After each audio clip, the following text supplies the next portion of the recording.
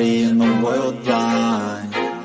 Please, Lord, give me a sign, a sign. I feel like I'm losing my mind. Is everybody in the world blind? Please, Lord, give me a sign, a sign. I wanna be the greatest. Everybody on the fake shit. I look around and feel like everybody is the fakest. I make this every day and I'm impatient, hoping one day I blow up from the basement. Statement, the top is so vacant. I don't hear shit that I think is amazing. Waiting for my day when I'm playing sold out shows for 1,000 faces. Hey, give me that crown, get in my way and to be put down. It ain't your place, all this my town. If I want that shit, then I'll get it right now. I'm losing it, the noose it fits. I'm losing shit, a stupid myth. You choose to live or choose to dip. You choose to fight or lose your grip and lose a gift. I feel like I'm losing my mind. Is everybody in the world blind? Please, Lord, give me a sign, a sign. I feel like I'm losing my mind. Is everybody in the world blind? Please, Lord, give me a sign, a sign. Yeah. There's no mercy in this world, just hunger-thirsty persons in different versions. Each new update, that shit worsens. Why? Pull back the curtain and you'll see the different vermin. We all have different burdens that all seem to cause disturbance. Yo, so do me a favor, don't treat me like a neighbor. Don't need the different flavors of your problems just to savor. I've got my own issues, I need a comb to get through. Don't need to groan with you, just go get your own tissue.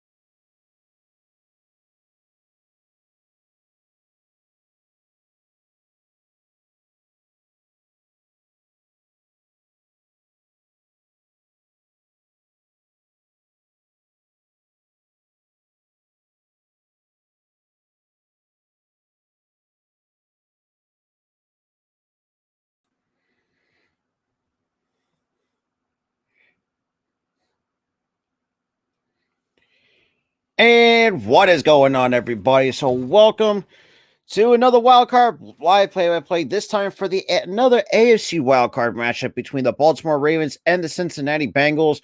So far, we've seen two pretty good ones to start off Saturday, even though if you're a Chargers fan, you're probably not looking too great. But yeah, I mean, so far, two good games today. Now, we're about to get ready for kickoff here. They pull up the scoreboard. What's good, Gamer Slug? So if you guys are new, make sure you hit the like button, hit that subscribe button, make sure you ring that notification bell so you guys will not miss the upcoming content to the channel. And with that underway, Justin Tucker will get this wild card started off. What's good, normal guy? And here we go. We got the Joe Burrow and the offense still coming up onto the field.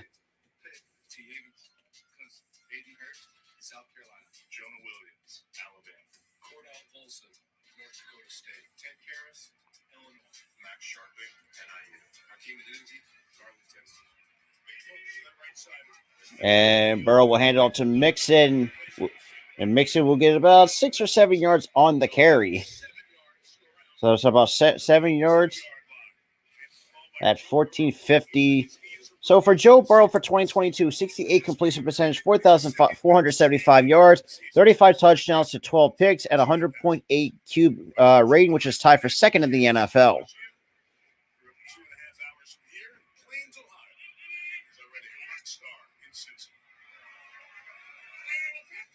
And Burrow takes the snap, drops back to Mixon. I think he might have gotten the first down. So it'll be under 4. So, okay, so third and short coming up. All righty. Somebody miss, but the game is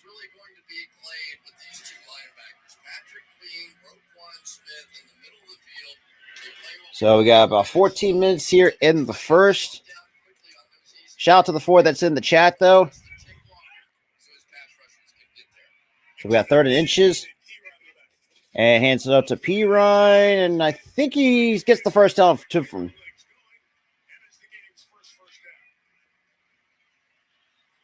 Okay.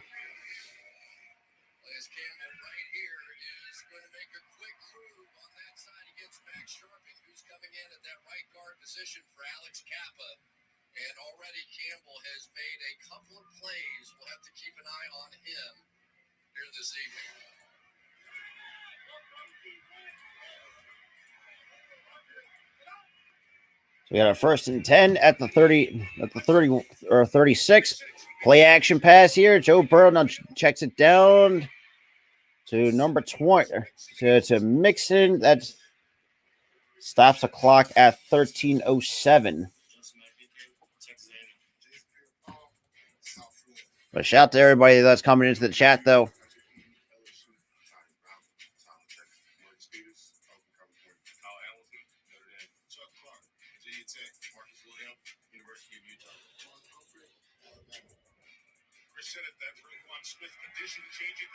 So we got 2nd and 4.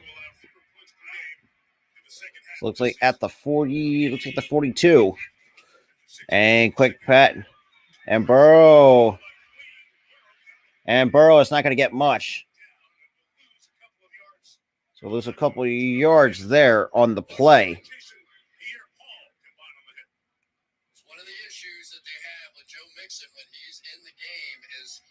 All righty.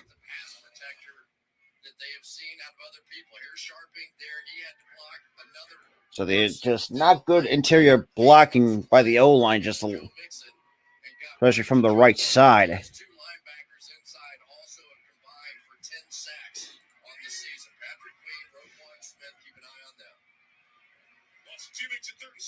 So it's 3rd and 6. Burrow takes a step, will drop back to pass, throws over the middle, and that is complete for Tyler Boyd for the first down.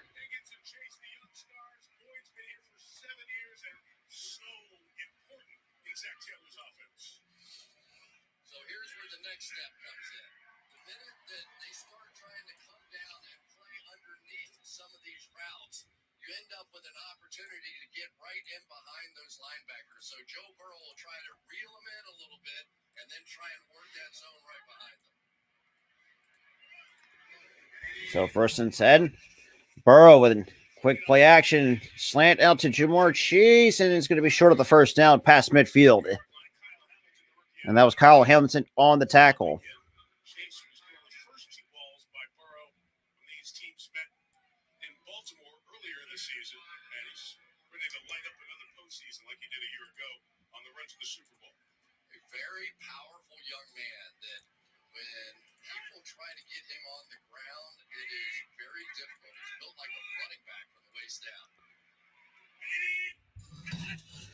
And hands off to Mixon, who finds an open hole up the middle of the past the 45, right now into Ravens territory.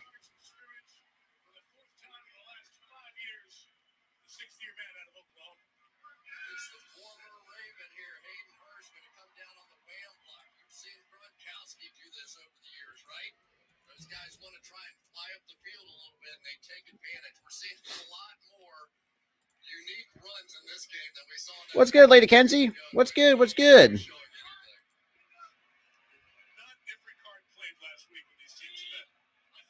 And Burrow takes the snap, trots back, escapes the pressure, and we'll run out. And we'll run out of room and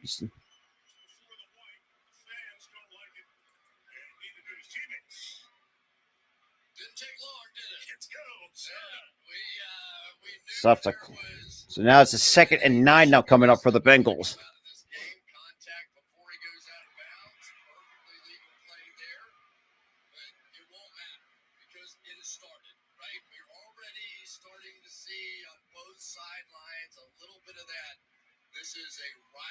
So this has been a 9-play drive for 43 yards, over 5.5 of time of possession so far to start off. And Burrow takes the snap, drops back, throws, and completes it over the middle to Tyler Boyd again. Or that's T. Higgins, my apologies.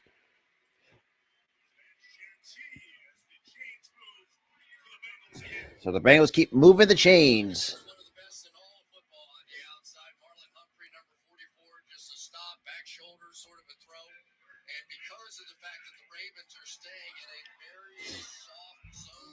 Shout out to the 3 that's in the chat, though. So Burrows are 5 for 5 for 36 yards. 1st and 10 at the 19. Burrow takes a snap, drops back, throws deep ball. That'd be incomplete. And that was for T. Higgins, who was the intended target.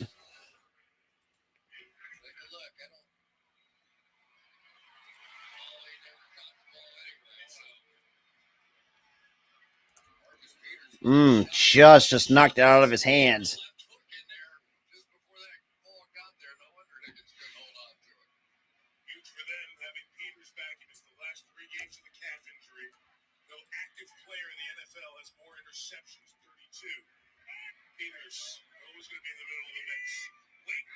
Burrow takes a snap, drops back, throws, and that's overthrown to Hayden Hurst. And that's going to be a 3rd and 10 coming up.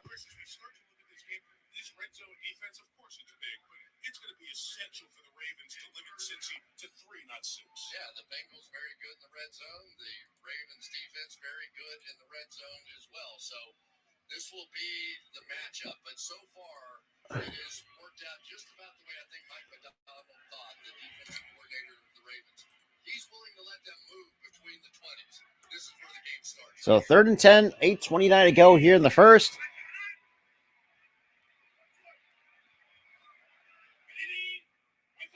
And Burrow will take the snap, will drop back with the pressure coming, throws.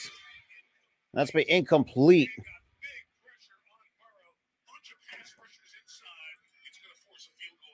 And here comes the field goal unit for the Bengals.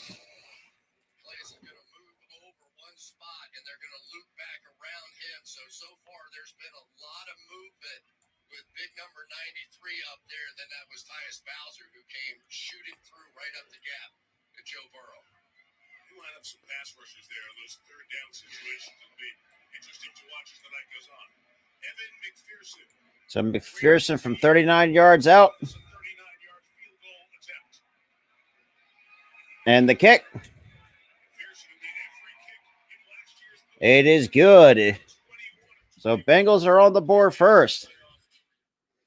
But shout out to the 5 that's in here, though. I never really got around to it, though. But shout out to everybody that's been coming in, though. All right.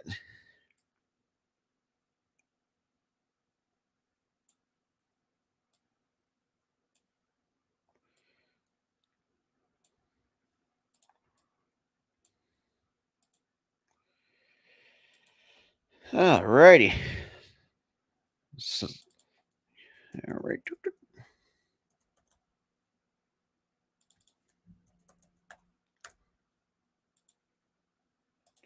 So easy 3-0 lead for the Bengals. Would have been nice to actually have them put up 6 instead of 3, but what are you gonna do?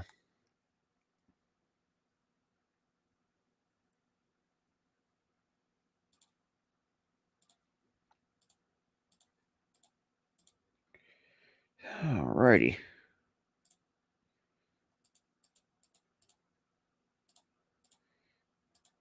Give me 1 second, guys.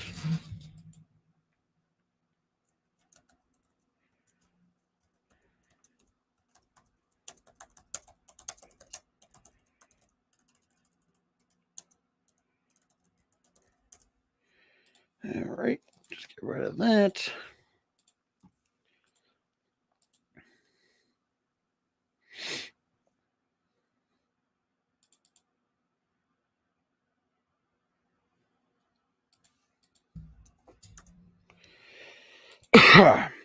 Shout shout out to the 5 that's in the chat, though. Appreciate everybody's coming in for some primetime wild card action. So after we've seen the Chargers choke a 27-0 lead, we've seen the Seattle get their ass whooped. I think so far right now it's just the Giants coming off a win. Now they have to play us at home in Philadelphia, and yeah. So that's showing that 2022 Week 5 Ravens just barely outbeat the Bengals 19-17.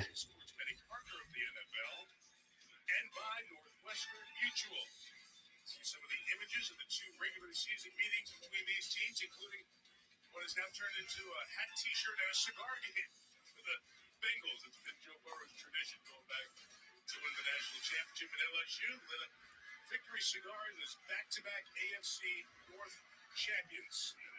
Cincinnati doing that for the first time in franchise history with a win here last Sunday, thus hosting this Alrighty.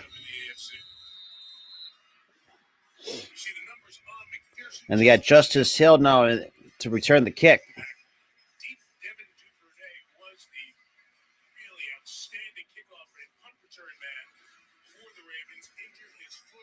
And McPherson will get the kickoff to Justice Hill, who will take it out from back at the end zone to the 10, to the 15, 20, cuts to the 25, almost close to the 30-yard line. Goes.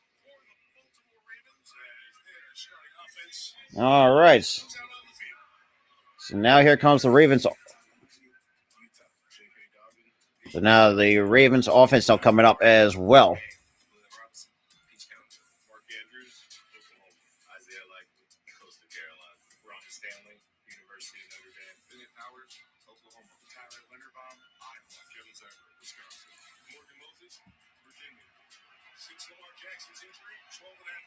So yeah.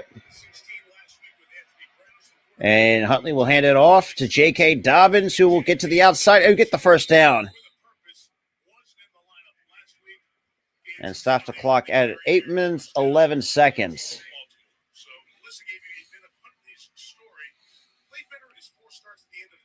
So far, third season for Tyler Huntley, 66 completion percentage, 1,754 yards, 5 touchdowns to 7 picks, a 76.6 completion rating, and right now starting in his first postseason game.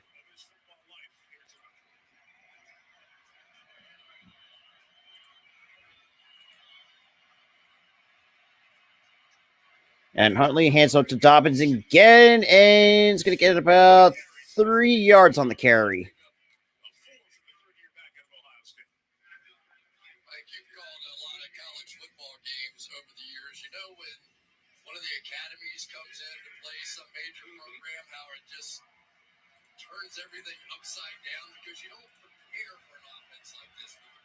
Huntley with the play action, rolls out to his left with the pressure coming, throws, and it's it. And that was Mark Andrews now completes the catch.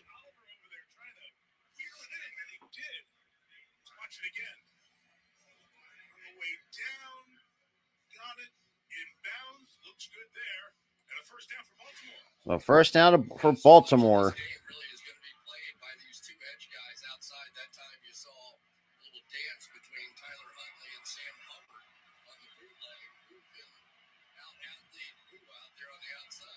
Huntley now hands off to Dobbins again. It's going to push for about 3 to 4 yards.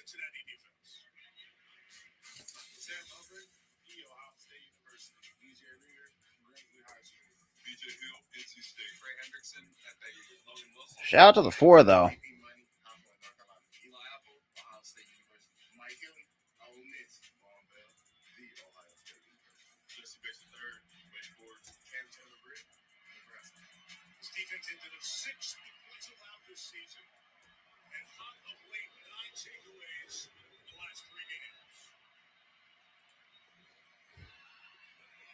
So for 2nd and 6, Huntley draws back, throws. And that is picked up by number 59. And it's a block out of front. And that's going to be Cincinnati football. To the 45.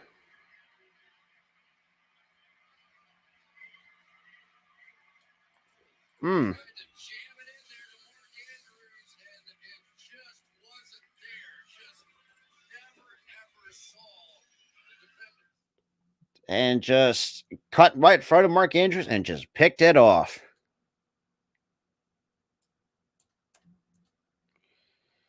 Alrighty.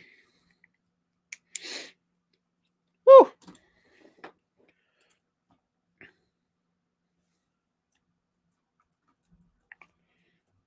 Alrighty.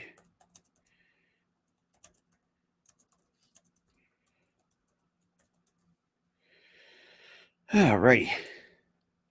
A shout out to the two, though. Alrighty.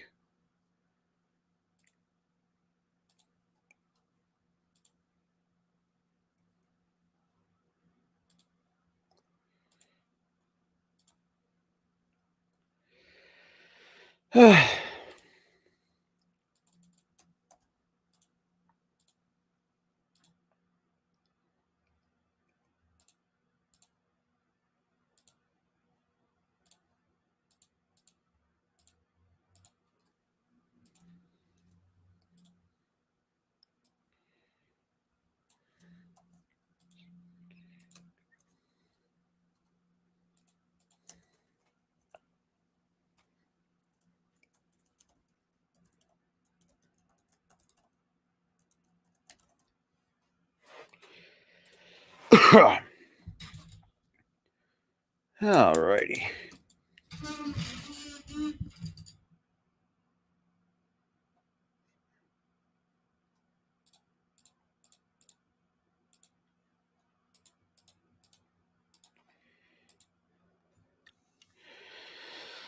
Whew.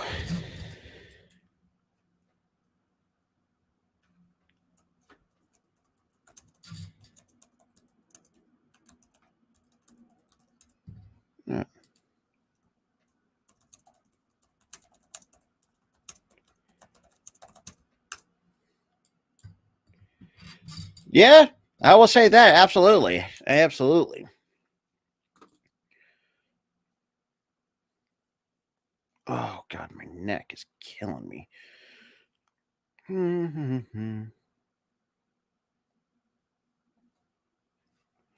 All right, we are at a commercial break. Five-time Emmy winner John Larroquette. Night Court premieres Tuesday on NBC and streaming on Peacock. Down by contact was Davis Gaither, where he caught the interception. He was touched by a Raven. So the ball will take over at the 40-yard line for Joe Burrow and the Bengals offense.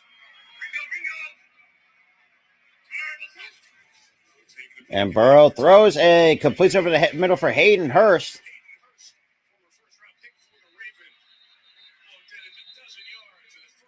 So 12-yard pickup for. Let's go back and look at the interception. Here is the outside player in the zone. And once Mark Andrews gets to the top of the route, there's room to get that in. But you got to throw it right now, because if you wait at all and throw it like it's a man coverage, you got no chance. And look at the eyes right there. Huntley just all the way. Burrow pitch over to Mixon. He's going to lose about a yard. Leading the charge over there. Patrick Queen, we'll talk about Roquan Smith and his addition. And Queen, the top tackler on this team, his sideline-to-sideline speed has just been magnified with the addition. Yeah, and Patrick Queen and Roquan Smith together looks like a 4x100 team in there. We've seen them do some pretty incredible things, like they'll come up and make a double-A blitz in there, and what everybody does is throw the outside wide receivers. So now it'll be second and 11, 4:53 remaining here in the first. Burrow to Chase is going to get about 2 yards. It's always going to get. I ain't got to be. I'm impressed. I'm impressed. We got third down coming up. The first leg of the 4x100. Roquan Smith out there. As soon as he sees that little wide receiver screen, he's on it, and he does not miss. Like he made 200 tackles in that game last week. He made $100 million this week, signed a contract. It was his own agent, 5-year, $100 million deal. So 3rd and 8. $45 million of it guaranteed. And Burrow will take the snap, will drop back to pass. And that's complete for the first down to Jamar Chase. If the Bengals offensive line does this throughout the course of the playoffs, they are going to have a deep run. Plenty of time that time for Burrow, because anytime Jamar Chase is running at a defensive back, no matter who that might be, they have to give him space. And once you do, there you go. Such a good receiver. So Chase has got 3 catches, 3 receptions for 20 yards so far.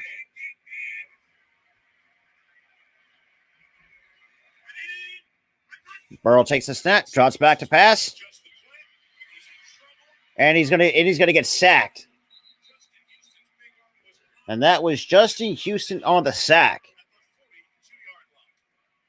Like, they're really working over the right side of that offensive line right now, and all they're trying to do is create some isolation. So again, Calais goes inside, so that creates the one-on-one for Houston on the outside. And they are just going to try and take advantage of these 2 new guys over there.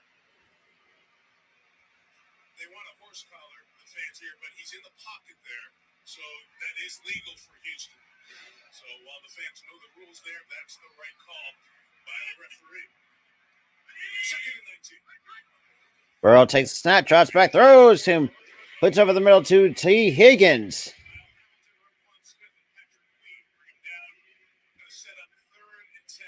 So it'll be 3rd and 10 for the Bengals offense.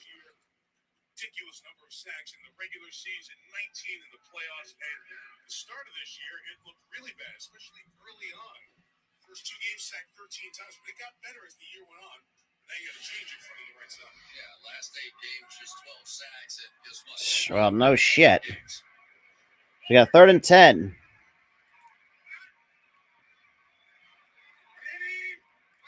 Burrow takes the snap, drops back, throws, completes it to Jamar Chase, and gets the first down close to the 20, past the close to the 20.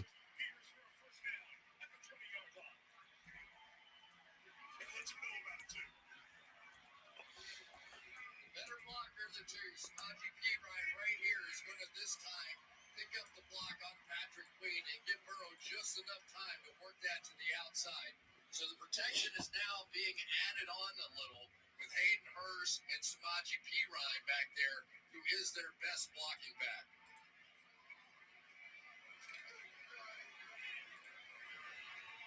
Talk about that power and he and Marcus Peters. Nobody afraid of a little chit chat tonight. Burrow takes the snap, now hands it up to Mixon. Get about a yard. So we got under him. And we get a penalty marker on the play. All right, let's see.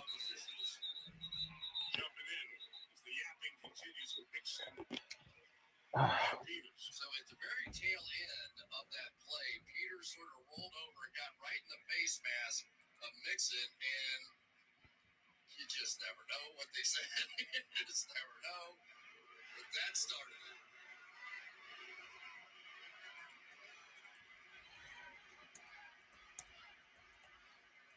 First penalty of the night. Baltimore. So that's going to be a taunting on Marcus Peters. Second penalty of this type would lead to DQ for Peters. There's a punch there in addition to everything that was going on with the taunting, with the verbal stuff too.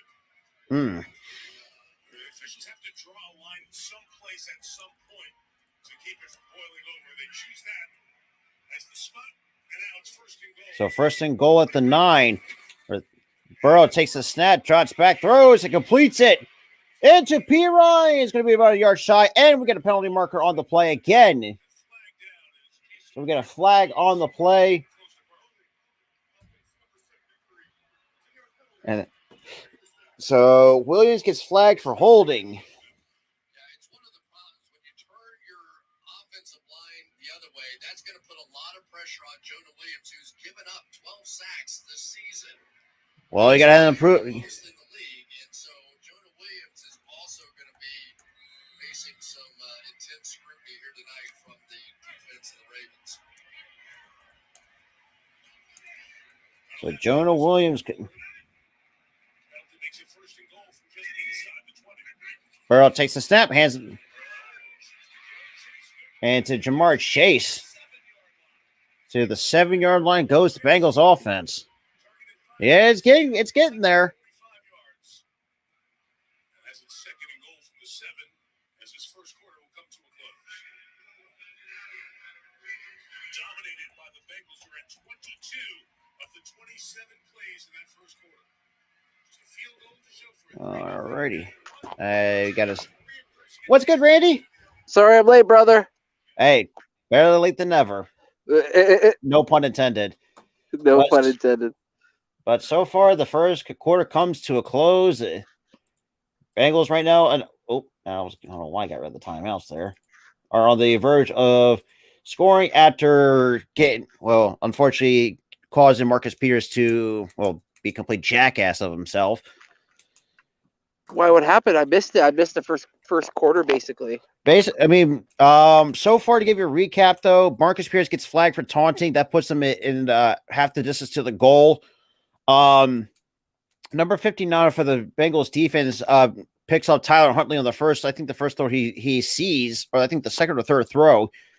And it's just been, but pretty much just the Bengals offense just doing their thing. Wow. Okay. And then right now they're showing the replay from the Giants and Vikings game. That was crazy. Same thing can't be said if you're a Chargers fan. Hey. It's funny because after that game was over, I get a phone call from my buddy Jake. He's a diehard Charger fan. He's gone on rant and rave. It's like, oh. And you know what's crazy about that game too, there, Robert, is if Dicker makes that kick, that field goal, they're not talking like they are right now. Yeah. So it's like, oh. But in the end, it does come down to Staley and his play calling and clock management. Exactly. So now we got to play the Giants this coming Saturday. Wow. Okay. Was it? No, I'm sorry. The next Saturday. Hang on. Is it really this? Yeah, it's this Saturday coming. It's this Saturday. Yep. Shit, I can't believe we're getting close to the end of January. I know, it's already so fast. Like today's the 15th. It's like, my goodness. It's like, yeah. 2023 is already off to a fast start with the playoffs. Then we got some MLB coming up as well. Lots of crazy stuff happening around the world. I mean, did you just see that breaking news about that Alabama basketball forward, Darius Miles, being charged with capital murder after fatally shooting that 23-year-old woman? No, I have not. Yeah, it's breaking all over the interwebs right now. Hey, normal guy, what's up, bud? But yeah, and we're also live from the Let's Talk Sports channel as well, since I'm going to be doing some work with them as well. Oh, sick. Cool. We're on multi-platforms making it to y'all. And then Monday Night Football, we'll be back at it again to see who the 49ers are going to take on. Yes, that's right. Will it be the cheater of all time, or will it be those stinking cowgirls? Well, Mitch did find in one of his old deflated football, so he... and Burrow steps up, throws into the end zone, touchdown Cincinnati. Ooh, nice. Jamar Chase. That was a 10-play drive, 60 yards, 6:01 time of possession. Man, that's the thing about today and yesterday. A lot of drives ending in double digits and 14, 15 plays. Like, it's crazy. Yeah. Just stepped up right in the middle, and just Jamar Chase just found an opening. Looking on a nice crosser. Wow. I tell you, man. Other than those Chargers, I've gotten everything right. See, that's already pretty much a 10-0 lead for the Bengals. Fuck. I'm sorry. That's 9-0. They missed the extra point. Oh, McPherson missed. Oh shit. Not the McPherson of playoffs last year, I guess, eh? I guess not. Shoot. So we got the Eagles versus Giants. Third time this year, eh? And they got the Jag, and saying you got either the Jags, and we got Buffalo already winning. And I thought that was already the best game I've seen so far. That was a lot closer than I expected. I'll put it that way. Yeah, for a team that does not have Tua. You gotta give it to the Dolphins though. Yeah, they scrapped, man. They clawed. They gave management by a head coach. Yeah. Oh shit. But I looked at because I'm actually going to be going over my my Phillies schedule because right now we open up on the road against the Texas Rangers. God, wow. We can't get away from DeGrom. We can't get away from DeGrom or Verlander. I was like, damn, like leave us alone. Right. Like fuck off. We don't need to see the guy every time. Come on. Yeah.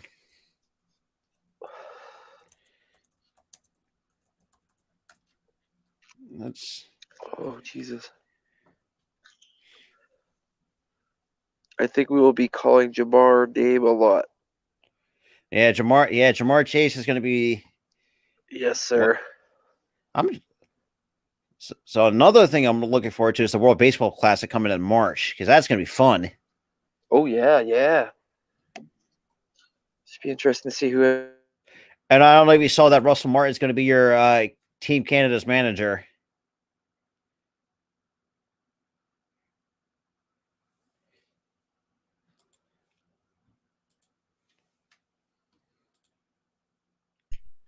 Hello? Yeah, I'm here. Russell Martin, did you say? Yeah, Russell Martin's going to be leading Team Canada in the World Baseball Classic. Interesting. Okay. Get his hat in the coaching ranks, I guess now. I guess so. He wasn't too bad of a catcher for us. I mean, he wasn't. He didn't like. I think he left Pittsburgh. He really his play started to decline a little bit as he got older. Yes, agreed. Yes, because it's like he's always, and you can see, and I can understand. And same with what the hell is it? Who's the other one? McCutcheon. Oh yes, McCutcheon, exactly. When he wasn't the same. Like it's nice that he's going back where it all started, but I mean, like you said, he's not the same guy that they had when they originally got him. Or originally had him. Sorry. Let's see. You guys opened up against St. Louis on the 30th. Yeah, the Cards.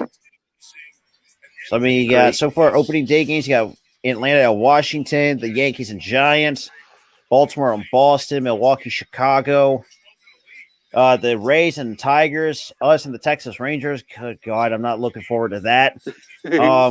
We got swept by them both on the road and at home by them. We're 0-4 against them. Oh shit! Yeah, it was just not great. Wasn't pretty. Well, then again, I'd rather deal with that than being 0-6 against the Chicago Cubs. Fuck. And Huntley checks it down to number 42, and that's going to be incomplete. We're not like Owen, but like our kryptonite team is always Tampa Rays, man. Those Tampa Bay Rays. They always gave you fits. Yeah. I think Tampa Bay and a few other teams. Yeah, Tampa, Seattle somewhat a little bit. Dude, Seattle I think is really going to make some noise in the AL West. Agreed. Oh, Normal Guy says the Bengals need to sign someone for this O-line. They're going to get Joe killed. The problem is, Normal Guy, they signed like 3 guys in the offseason. That's the scary part. And they have not done anything to really show. And Huntley throws, and that is complete over the middle for number 82 for the Baltimore first down. Is that Robinson? That's Sammy Watkins. Okay. Sammy Watkins. God, Mr. Injury prone. Yeah, guy that's just been around.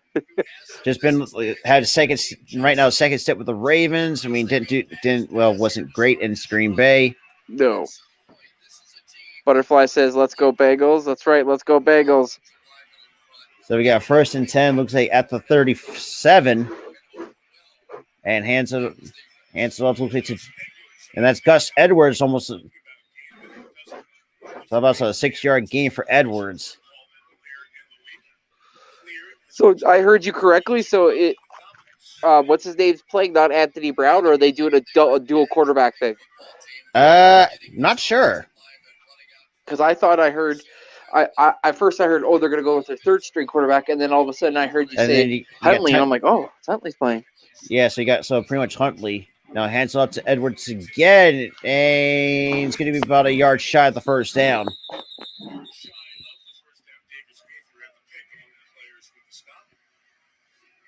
Now under 13 and a half to go. Now here comes Gus Edwards for J.K. Dobbins. Now coming up.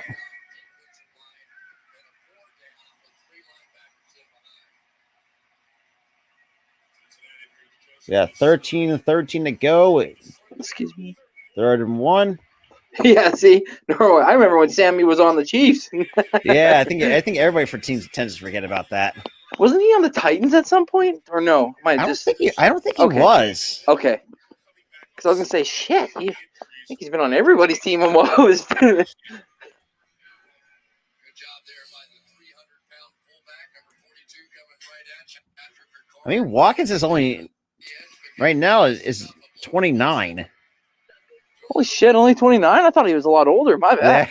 Yeah. He's been with the Bills, the Rams, the Chiefs, the Ravens in 2021, the Packers, and back to the Ravens again. Okay. And here it goes. Oh, what a run by J.K. Dobbins. But he does have a Super Bowl ring, even though that comes with the Chiefs. That's correct. So far, I mean, he has the career statistics. I mean, 361 receptions, 5,265 yards, and 34 touchdowns.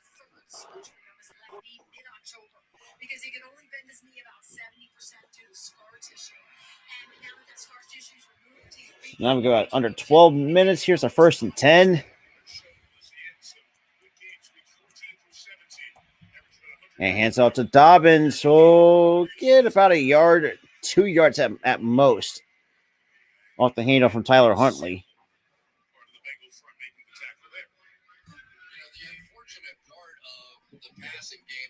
That's the only way they're going to stay in this game. They got to rely on that run game.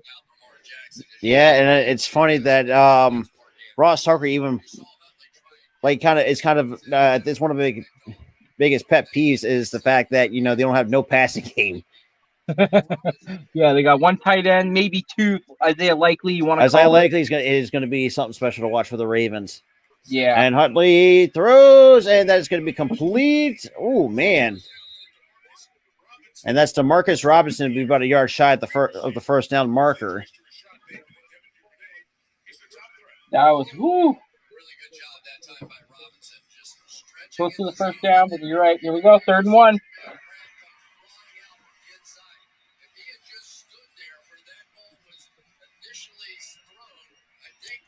Oh!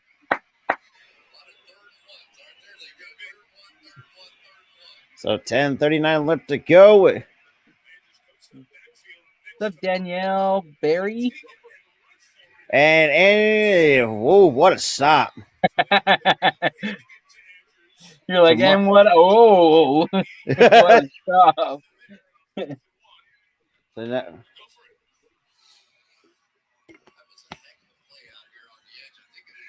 And that's kind of an interesting formation to use Mark Andrews in for that fullback. Yeah, they tried to throw him off, but I don't think they were fooled. It's nope. So they got a 4th and 1, under 10 minutes to play. The Ravens are going to call a timeout. They're not going. Or maybe they are. So it takes their first time out. At least them with 2. Yeah, 2 remaining in this half.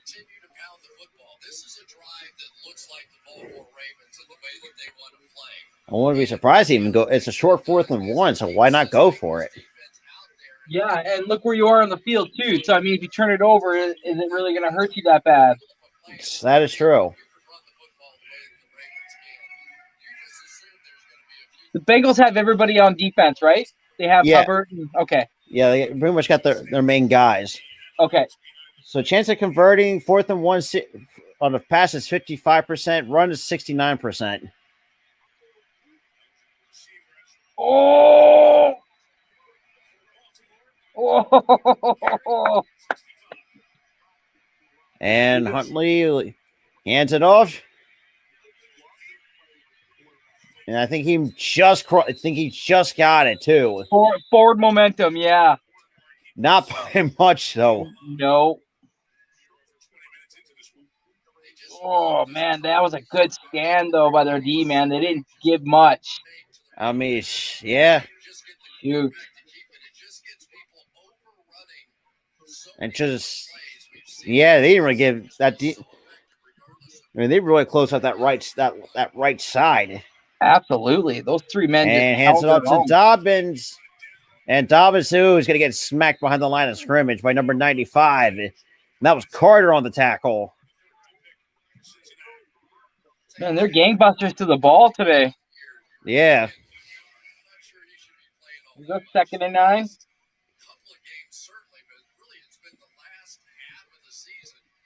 Oh. So 2nd and 9.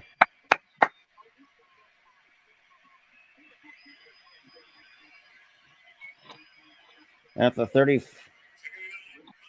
Huntley escapes the pressure, throws, and that's complete over the middle to Mark Andrews with the first down. That was a nice play.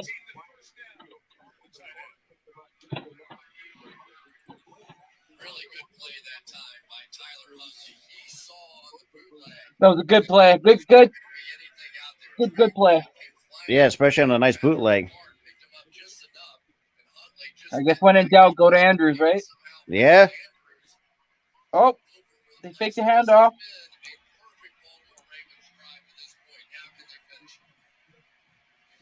BJ Hill's quick for a D tackle. Woo! Yeah. And here comes Huntley running to his right. He's gonna gets about like 2 or 3 yards. That's all he's gonna get. That was BJ Hill on the stop. He said, "Not today, homeboy." That's right, Butterfly. Let's go, Burrow. Mm-hmm. So right now, let's go Bengals B. Handoff. Maybe 2 yards. Yeah, at least 2 yards is the only. So they got 2nd and 7. And hands off to Dobbins, but he's not going to get much, but at least 2 yards on the carry. Here we go, 3rd and 5. The 3rd and 5.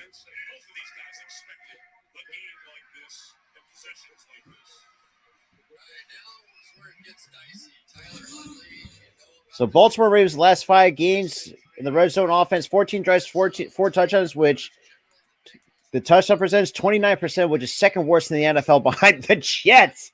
Oh, good Lord. Flag on the play, boys.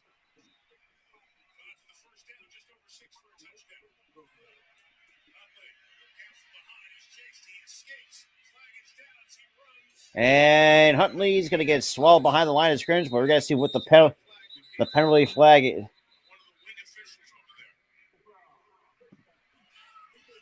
Ooh, on the defense.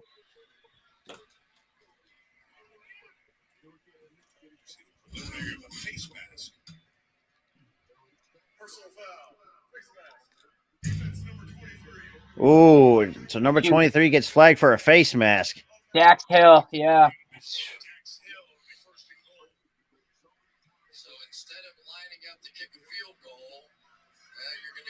You went to jam him and he got him in the face. Yeah. I know it sounds crazy, but so many times when the guy's making that move and you want to get a jam on him, you'll do it, and then it just hits the wrong spot, because the wide receiver's down a little lower. So it's a 14-play drive for the Ravens for 72 yards, 8:35 time of possession. Woo, see? Another long drive. And Gus Edwards is going to get no gain on the play.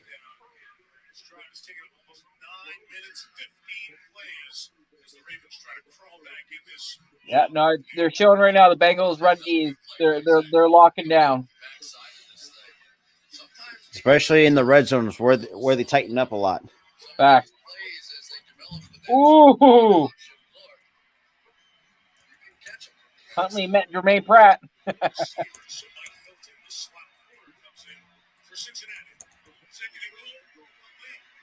Ooh, man, number 57 got smacked him so hard. Man, Pratt, man. Pratt's a bad man. Yes, sir.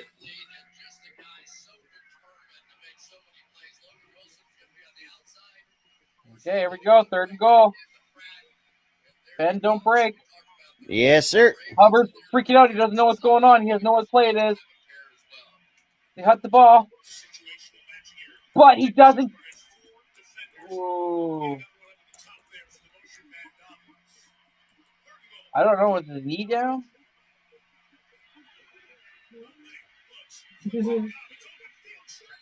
And, yeah,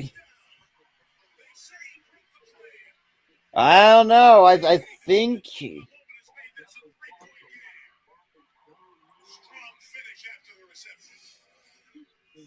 So, yeah, I don't know. This is hard. Yeah, he's already down by contact, so that's going to be no good.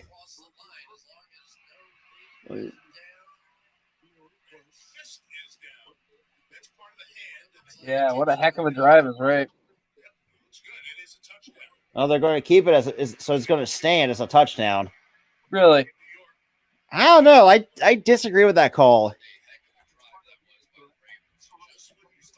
Okay, so they're saying a fifth doesn't keep him out of the play.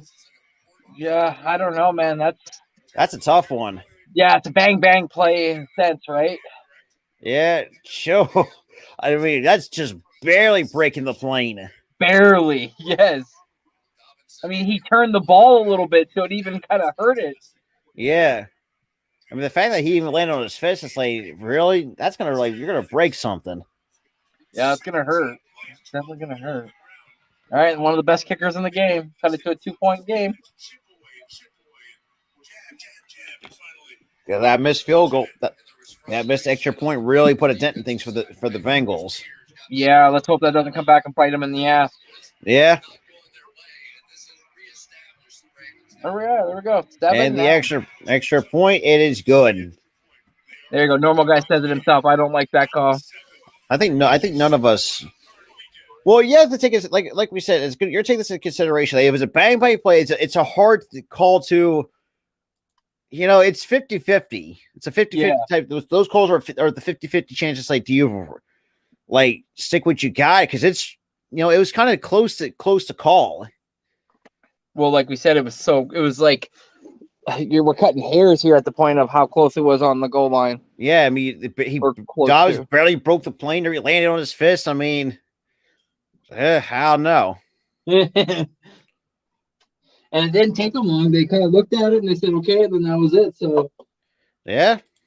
I guess as long as they agree with it, I guess we have to kind of stay put and stand put. But either way, now Joe Burrow's got to answer back. Absolutely.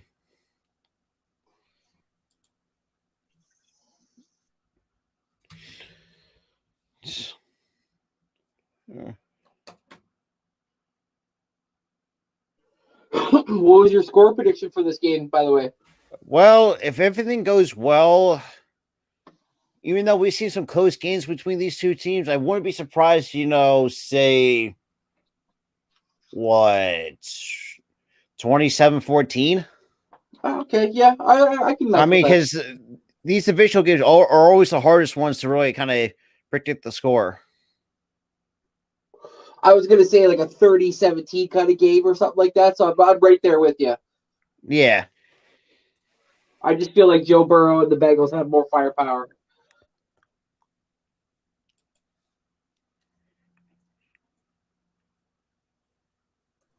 What about tomorrow's game? Ooh, that's I don't know about that. That's a tough one. It depends on if the O-line or the Tampa Bay Bucks decide to play. The over/under. What? How many sacks or interceptions will Dak throw? I would say 2 or 3. Yeah. Which fries do you prefer, Wendy's or McDonald's? Oh, McDonald's hands down. Wendy's. McDonald's, but if you want to have it with the, for me, I'll go McDonald's. I like McDonald's, but I also would go with Wendy's for the with the frosting on the side. Yeah. If you okay, Wendy's fries, but not with the skin on the back, like old school Wendy fries with the frosty. Yes, but if we're talking comparing the two, definitely McDonald's. But McDonald's with a McDonald's milkshake French fries. Whew. That's something. I used to eat those all the time when I was in high school.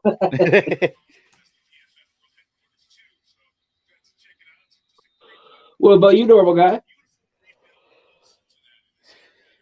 That's a good point too by Steve. Like the division is very low scoring. Very true. It's all defense. Or I think the most underrated fries is probably Arby's curly fries. Okay. Man. And I'll probably get a cheap list, but I don't like Arby's. That's understandable. And I think the one place that I think has not really changed, really kind of changed. It's not, let's just say, not great. Pizza Hut for me.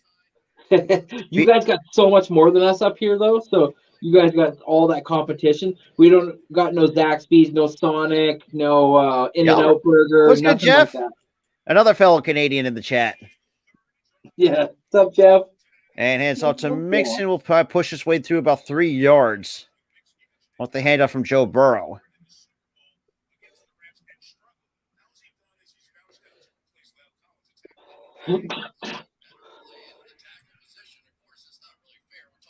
He's a Colorado Avalanche fan, I think. Is that logo? Or yeah, Quebec Nordiques logo.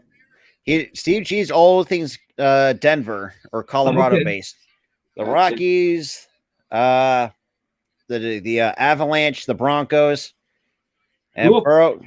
Incomplete. Obviously, Lamar's probably pissed off right now. Well, the fact that number one, you're not going to pay him, and that's going to be the doubt. That's going to come back to bite him, even though you're going to have to franchise tag him. There's a lot of people who are thinking that he might be okay.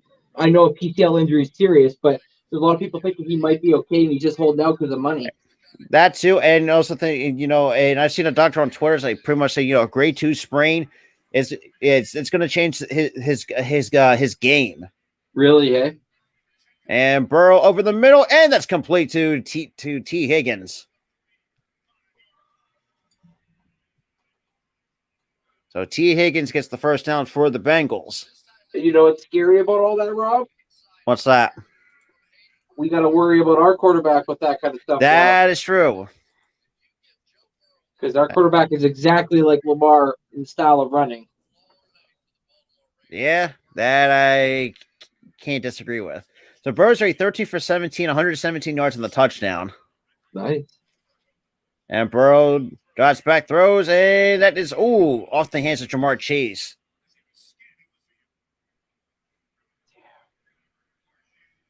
Hey, Jeff, how about your Broncos potentially being interested in Mr. Sought after their, what's the hell's his name there, the coach? Sean Payton? Yeah. I don't think the Broncos even have any draft capital to give up, though. That's the thing. I don't think so either. It's like what? What does the team want, a 2030 first round pick? I mean, you already gave up like 2 trash. Especially with what you gave up for Russell Wilson, like you pretty much screwed yourself for the next 2 years. Yep. Exactly. And down goes Joe Burrow. What did they get in that Bradley Chubb deal though from the Dolphins? Did they get a first from him or no? Let me check that. Why did I type in God in Google? Why the fuck did I do that? I'm wondering. I think they either got a first or they got a second for him. The Dolphins gave for a 2023 first round picks and Chase Edmonds. Okay, so they got a first back, so they could give that first rounder.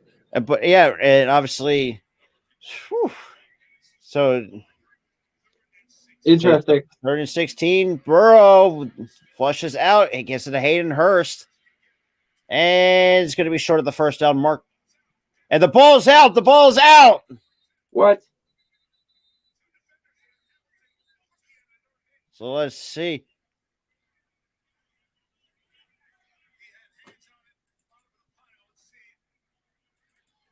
It is Baltimore football. Fuck. Wow.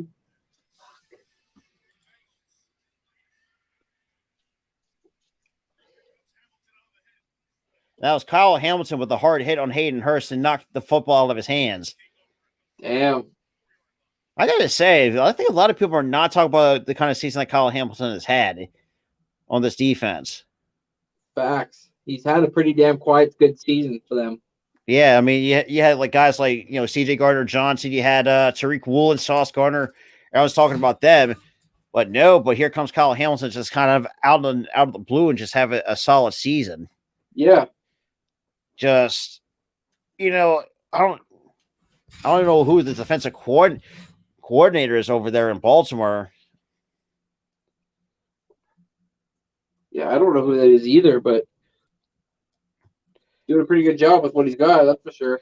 Yeah. Especially the two now. Look at they go and trade for Roquan Smith and right away sign him to a deal.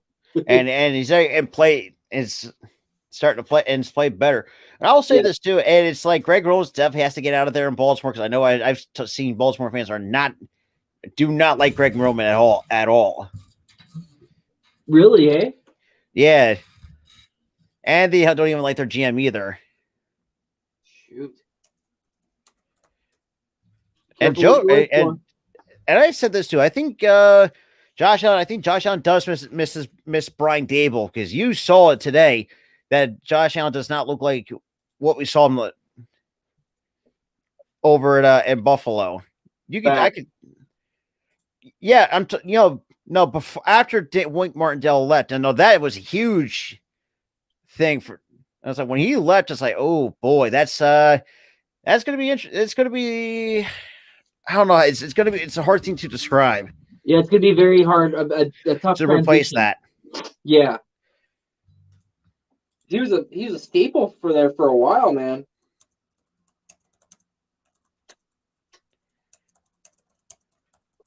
Well, you're right. Look at today with Josh. Like you can tell he's really missing that creativity that Brian Dable brings to the table. And then just to flip that, look how great Daniel Jones looked today with Brian Dable. So it's like he's definitely a quarterback guru, that's for sure.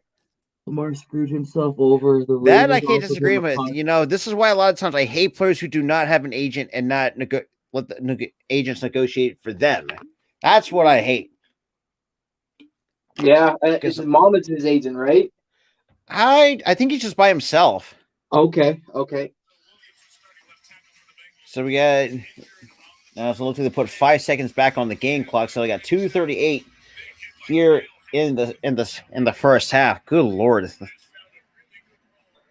we got a 1st and 10 at the 49-yard, or at the 44 in the Bengals territory, and hands off to Edwards, and it's going to get at least about 5 yards on the carry.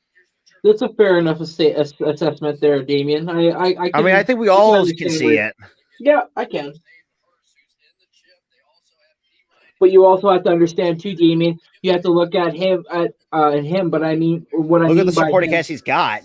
No, but also too, Rob, is also Lamar's already won an MVP, so he's thinking like that's worth something in the NFL. Like I should get at least a little bump in my pay for something like that. Exactly. I mean, look at Mahomes after he won his MVP, got almost over 500 million. Exactly. So and like, of course, I'm just speculating right now, but you go back and look, if he doesn't get hurt, who knows what the season could look like for you guys. So I mean, to say that he sucked is kind of a stretch because he doesn't suck, but he's just not. He just regressed a little bit.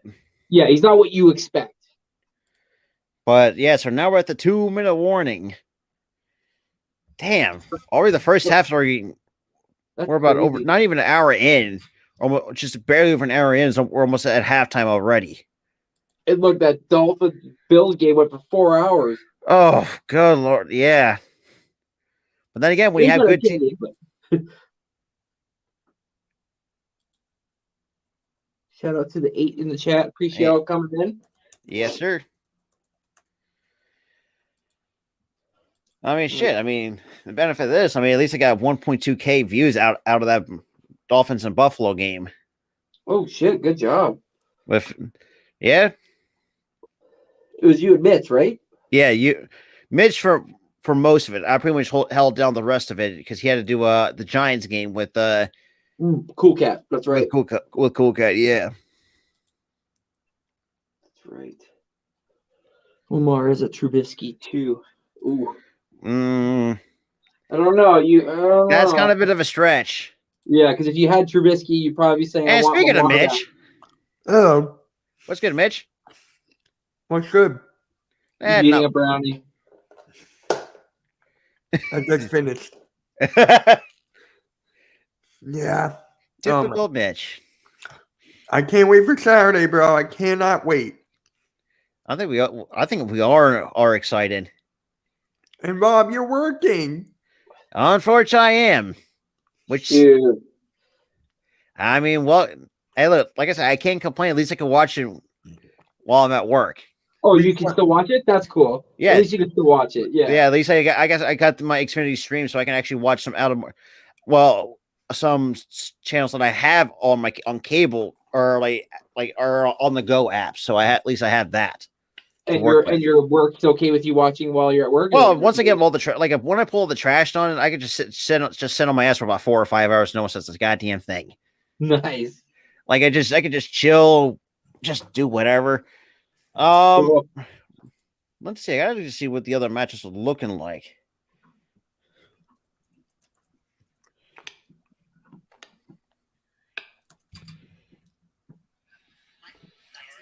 But yeah, so we got 2nd and 4. It's a 2-point game. And hands it off to Edwards again. We'll get the first down.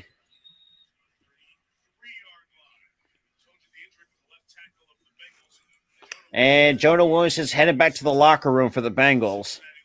Oh.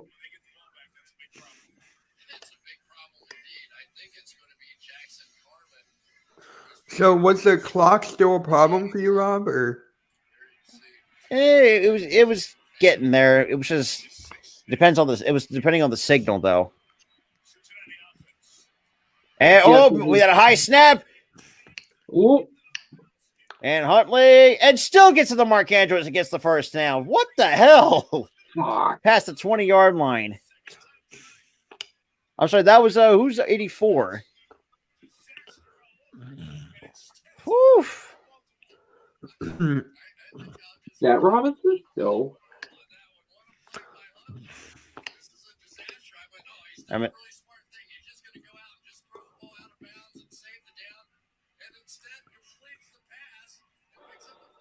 Yeah, that Hayden Hurst turnover flew me large now. yeah, I thought the missed extra point was going to bite them in the rear, but I think that fumble is going to hurt them. It's going to cost them big time here. Yeah. I mean, going for a -7.5 point favorite. And dumps it all to number 43 and breaks a couple tackles and gets in. I think he might be short of the first down. And we got and Eli Apple is hurt. Man, this is not going to be looking good for the Bengals right now. You don't need this right now. Oh yeah, he's not good.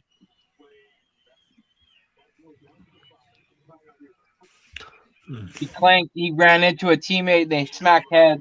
Oof. That's something. Well, clunking heads is not the one. It's not the greatest feeling in the world. No, let's keep it real. Yeah. Especially when you're wearing helmets, man. Man, he got smacked. Yeah. But then again,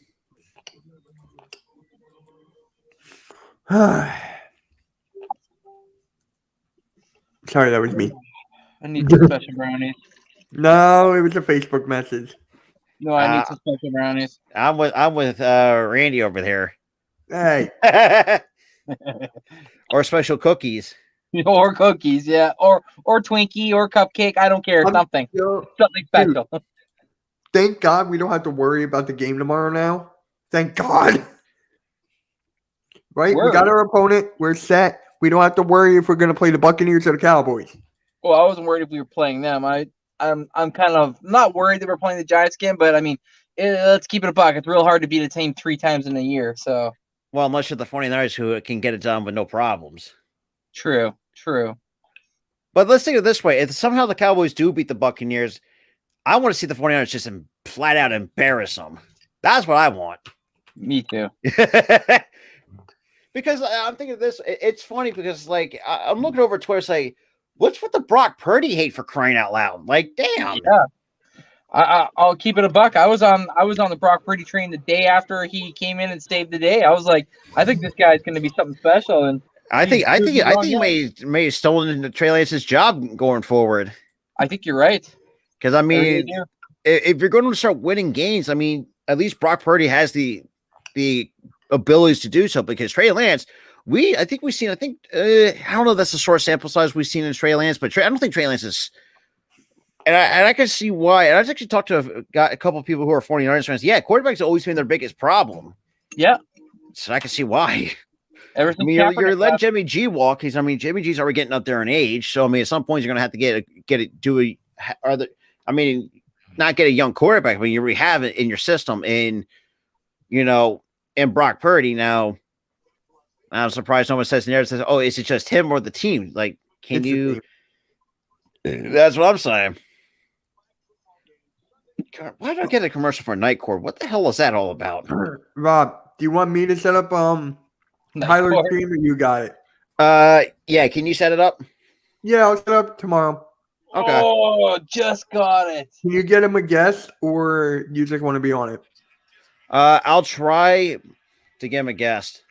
Okay. What episode is this again? I'm going to have to check the studio. I think it's 10, right? Or 11, 10? 11? I think so. I'm not sure. And so Baltimore takes their second time out here in the first half. Hey, Cornelius Johnson is returning to Michigan for one more season. Yay! That's my favorite Michigan player. Not Cornelius. God, that sounds that sounds like a white nerd name. Hey. I'm just saying. White and nerdy.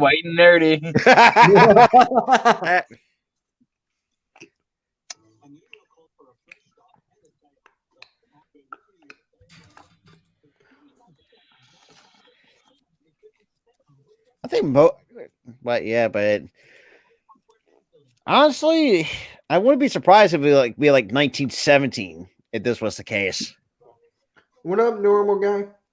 I mean, we have seen where one, like I said, week 5 in the regular season between the two teams was a 2-point game. True.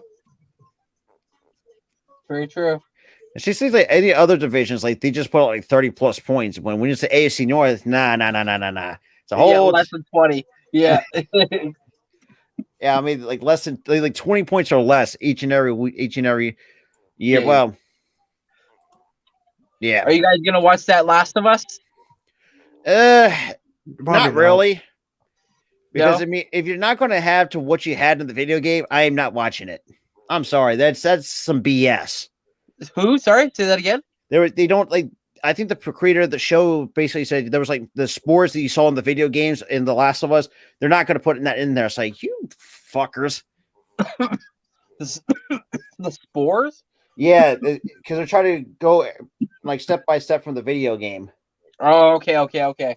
So they're not following it completely to not completely to what the games are. Okay.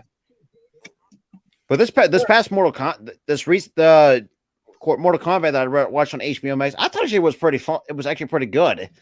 The new one? Yeah. Yeah, I liked it. It's kind of funny though, the fact that you still pull out the spamming leg sweep than when people used to button mash. What Kung Lao. Classic leg sweep. When in doubt, leg sweep. I don't know, but I never really got into the Evil Dead franchise though.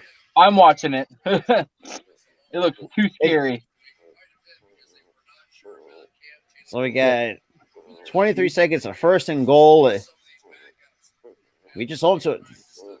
Oh! We tackled him short. There we go. And Huntley dumps up to Andrews, and you're going to stop him behind the line of scrimmage, but at least we've been a couple yards short.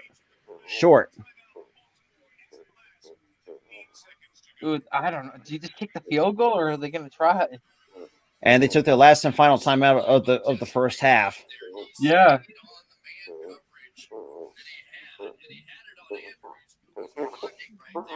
There's Jesse Bates, but you'll see him on the back end of this thing. He just stays put. He's like, no, I'm staying on my guy. Here he is. And then the ball comes all the way back, and he's right there to make the play. I mean, if they hold to a field goal, though, I mean, at least the benefit of the doubt is at least that Hayden Hurst's fumble won't come back to bite them. True. So now, I think right now that's what they're trying for. So Jesse Bates so far 16 games, 4 interceptions, 8 pass deflections, and 1 forced fumble so far this regular season. And talk about the well, not mind having him. So 2nd and goal. And Huntley to the right, throws, and it's incomplete. Trying to go to Robinson. Yet DeMarcus Robinson was the intended target. All right, I'm going to hop off. I'll see you guys later. All right, man. See. Even if he completed the pass, he was already falling out of bounds. I'm not sure he would have got it. Yeah. So that goal. Oh, they call the timeout. This is the Bengals, not the. Yeah, Bengals take the first.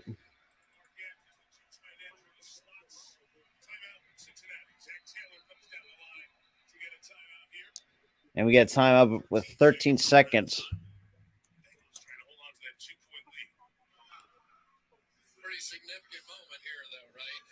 Big difference between 3 points and 7 points in this situation right now. A rough drive for the Bengals. It's good to have Melissa. Like you saw cornerback Eli Apple laying face down on the ground, screaming in a lot of pain. He came out, went in the medical tent with the unaffiliated neurotrauma consultant, spent a couple minutes in there, came back out, put his helmet back on, so he's good to go. Okay, it's important for Cincinnati to watch that as you go. So he's good to go.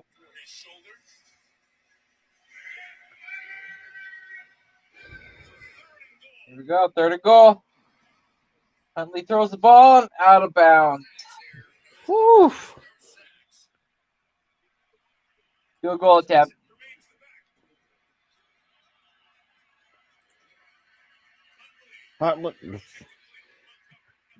Honestly, that's a good stop by the Bengals. Yeah. Really good stop. That was a really good defensive stand that time by the Cincinnati Bengals, especially on the back end and that secondary. You take out your primary cover guy, Eli Apple. Go. Guys come in and pick up Take the slack. the lead. So Justin Tucker missed 6 field goals throughout the regular season. That's unheard of.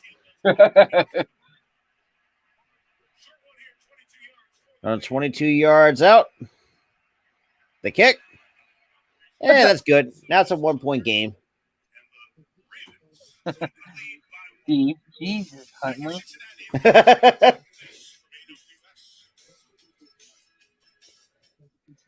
Yeah, he's also got to throw it where nobody can get it. If there's nothing there, then just get rid of it. Yeah, it's. I mean, the fact that we gave up 10 points, so at least that's better than giving up like 13 or 14 so far in the first half. And the fact that, like I said, that Hunter Hurst, that Hayden Hurst fumble didn't come back to bite them. Exactly. Who started with the ball? Was it the Ravens? I think no. I think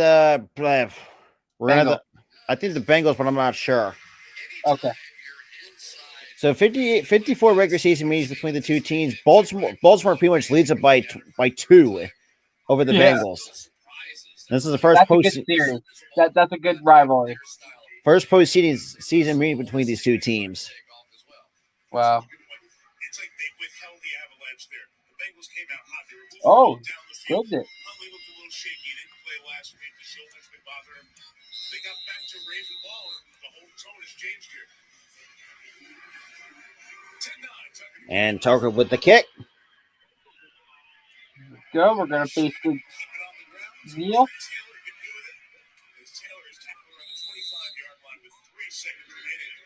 So 3 seconds remaining. Bengals have been on ice on the sideline. Most of this second quarter has been the Ravens' offense on the field. Yeah, and there's going to be the story of the second half. Oh, Jackson shit. Carman coming in the game and playing left So Jackson tackle. Carman. He didn't play it in college.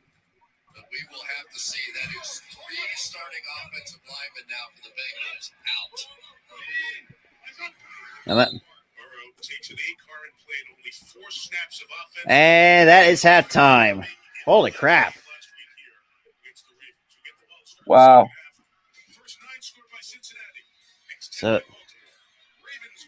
So we got a halftime. It's a 10-9 game. Wow. The fact though that they got to do that, that's kind of scary for the Bengals. Yeah. The fact that, and that's you guys need to start stocking up on offensive linemen. Yeah. Because, sheesh. I mean, the fact that look at Burrow's rookie year, sacked over 50 times. Like, damn. Right. And then I think with the playoffs, wasn't it like 75 or 74? I think like combined for like 75. It's like, good Lord. That's like, man, this kid's he's not going to be alive by 30. Exactly. And then we got Young Rocket coming on Friday on NBC. But I mean, but so far though, I mean, it's been a clean game, even though 3 penalties combined between the two. Still, that's not bad. Not only the Dolphins and the Bills were combined for 8 penalties. Yeah, see. So still early, obviously. The game's still early, but yeah. Well, first half was kind of clean, but yeah, I don't know. Like, I don't know if I'm feeling up to do tomorrow's game. I'm not sure. Yeah, because it's like I've done. This is my 3rd game I've done so far in not even the last 24 hours. Exactly. I've done actually. Sorry, 2. Actually, my apologies, because the Dolphins and Bills didn't get done by after 4:30. I was like, good Lord. Jeez. Like, even 4 hours, it's like, man, why do bad teams go quickly and good teams like just want to drag it on out? Right? I was like, bro, like, you're gonna put me to sleep. It's like, guys got to get up and stretch. Exactly. Or at least use the toilet. Yeah, good point. All I know is the fact that my Flyers are winning in hockey is fucking, for me, I'm calling bullshit. There's no way in hell. God, like, every time they win something, man, we're going to make this, it's going to be a lot harder to fire Chuck Fletcher for crying out loud. Oh, God, the Flyers just want to make me want to punch myself sometimes. Like, this just been inconsistent. When it comes to hockey, I know the word inconsistent. I'm a Calgary Flames fan, so. I mean, actually, speaking of which, let's take a little. I mean, the fact that Johnny Gaudreau decides to go to the abysmal Columbus, like you say, really couldn't come to Philly, where you're at least from that area, might I add. Yeah, he's an Eagles fan. Yeah, and it's like, and then the fact you go to Columbus for a team that's not going to make the playoffs. Yeah, not going to make the playoffs. Doesn't. And really I gotta say, I mean, the Capitals, I think they're still a good team. I mean, shit. I mean, look at Alex Ovechkin, the kind of career he's kind of paved out in the last, decade or so? Or I don't know how long he's been in the league. Scoring machine. Well, at least, I mean, at least for 7th, good Lord. I mean, we got a lot of catching up to do. We had to catch up to the Carolina Hurricane. They're 27-9-8 in the Metropolitan Division. Trade deadline is going to be big. Hey, look, you guys are 4th though, 21-14-9. Oh, but then again, you have to catch up to the Golden Knights and the Kraken. Yeah, Kraken have been a real surprise. Yeah, Well, let's see. Well, we know exactly how bad San Jose is, and the Anaheim High Ducks, they just suck. Yep. The fact that Seattle's on an 8-game winning streak is beyond me. I know, that's actually kind of crazy. They're 8-2 in the last 10 games. They're 10-8-2 at home. They're 16-4 on the road. They got a better road record than the Vegas Golden Knights. Who would have thought? Let's see. Wow. Like, we're 7-3 on a 3-game win streak. God. The fact we're sitting behind the lonely Pittsburgh Penguins sucks. Trust me, we hate Pittsburgh over here. We do not like the Penguins at all. Oh, I bet. I mean, like, we call it like, I mean, I've seen like Flyers fans call him like Sidney Crosby like a bitch. I mean, we like this is like a rivalry that's been going on for a while. Yeah, it's like Calgary and Edmonton. Well, at least, oof, man, sucks to be a Montreal Canadiens fan. Or Ottawa, for that matter. They're 19-20-3. Yes. Man, Tampa Bay in third place. That's kind of surprising. That is kind of, yes. Yeah, Boston 33-5-4. Holy crap. Yeah, fucking Boston. How about Winnipeg surprising in the Western, in the Central Division? And they dealt with a lot of injuries this year, too. Yeah, 29-14-1. They got Dallas, Minnesota, Colorado in fourth. And I could understand. That's surprising, but the fact that I could see, they're coming off that Stanley Cup hangover. Yes. I mean, what did they lost? Who did they lose? They lost, what the hell's his name? Who's the goaltender? Jesus. Who the hell is his name? I'm drawing the blank. Darcy Kemper? Darcy Kemper. I think they lost him. I think they lost a couple key pieces from that Stanley Cup team. Yes, they did. They try to keep, quote unquote, their core, but you're right. They lost a lot. They lost a lot of like key pieces on like the second and third and fourth line. I mean, look, the benefit for you, at least you're above Edmonton. Yeah. That's all. Even though it's crazy they have more wins than you, but I'm looking at it. Okay, so I guess points wise they're tied for fourth in points. Well, yeah, it comes down to overtime wins and like overtime losses or like shootout losses. Yeah. So the shootouts, you're 1-3. Okay, so that's where you, even though, not correct. You guys stink in shootouts. Yep. You're 1-3 in shootouts, but somehow but Edmonton's 0-1 in shootouts. Okay. Plus, I think you had a better record in your last 10 games. You're 6-2-2 in your last 10 games.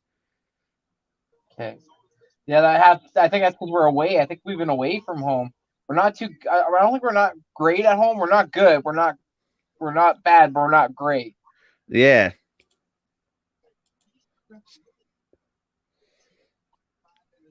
Oh, Chris Collins returned to TV. I mean, so far, I mean, you had some guys, some guys that, if they didn't get on the injury reserve, it could have been a lot different. The record, I mean, Hannafin was out with an illness on October 21st. Chris Tanev with an upper body, and Hooper Dro, both upper body injuries. They both combined missed 8 games. Michael Stone with the lower body. Weegar, non-COVID illness. Elias Lindholm, upper body injury. Chris Tanev again. What? Damn. Yeah, Chris Tanev's been like in and out of the lineup like more than you can shake a stick. Oh God, I'm gonna really butcher this man's name. Radim Sahorna. He was out. Radim Zadorov. Yeah, because apparently they got his name cut off. But and Dennis Gilbert. Yep. The defenseman, yeah. That's right, Nazem Kadri. That's another guy that I forgot that he left Colorado. That's who left Colorado. Nazem Kadri, yeah, that's right. I mean, Elias Hill was pretty much leading your team in assists and points with 40. Nikita Zadorov, a plus-minus of 11. I mean, power play goals. Kadri in that department. Same with the goals with 17. Dylan Dubé, shots on goal. Guess who? Rasmus Anderson, almost 25 minutes time on ice. And they have some. It's one of our defensemen. God, for us, it's like when JVR or like Cam Atkinson go down, we completely stink. Or Travis Konechny. Yeah, and he's become a superstar since we extended him. Yes, he's a good player. It sucked we had to give up Shane Goss's pair, but I mean, he was getting up there in age. It's like, sure. Yeah, I liked him. He was good. It hurt the worst when we had to trade away Claude Giroux, which fucking sucked. Yeah. But it's like, man, he's one of our longest tenure flyer for the last 10 years. And it's unfortunately the fact he had to go to the Florida Panthers has not done nothing for that. Yeah, now he's on Ottawa. And they stink. Exactly. I mean, could have went to a contender like Washington. The Rangers oh man, this is gonna be interesting to watch the Rangers and wait, what are the Islanders? Oh, that's right. They're also part of the Metropolitan. That's crazy that New York has 2 hockey teams. That's surprising. Right. Well, 2 hockey, 2 baseball, like fuck. 2 football. 2 football. You got the basketball's got 1. Yeah. Well, technically 2 if you count in St. John's for college. Is Brooklyn close to New York? Brooklyn is another New York team. Okay, so yeah, there you go. Yeah, fuckers, they all got 2. Like for me, we got pretty much got 1 of everything. We got the Flyers, we got the Phillies, Sixers, Eagles, the Union. We got the Wings for lacrosse.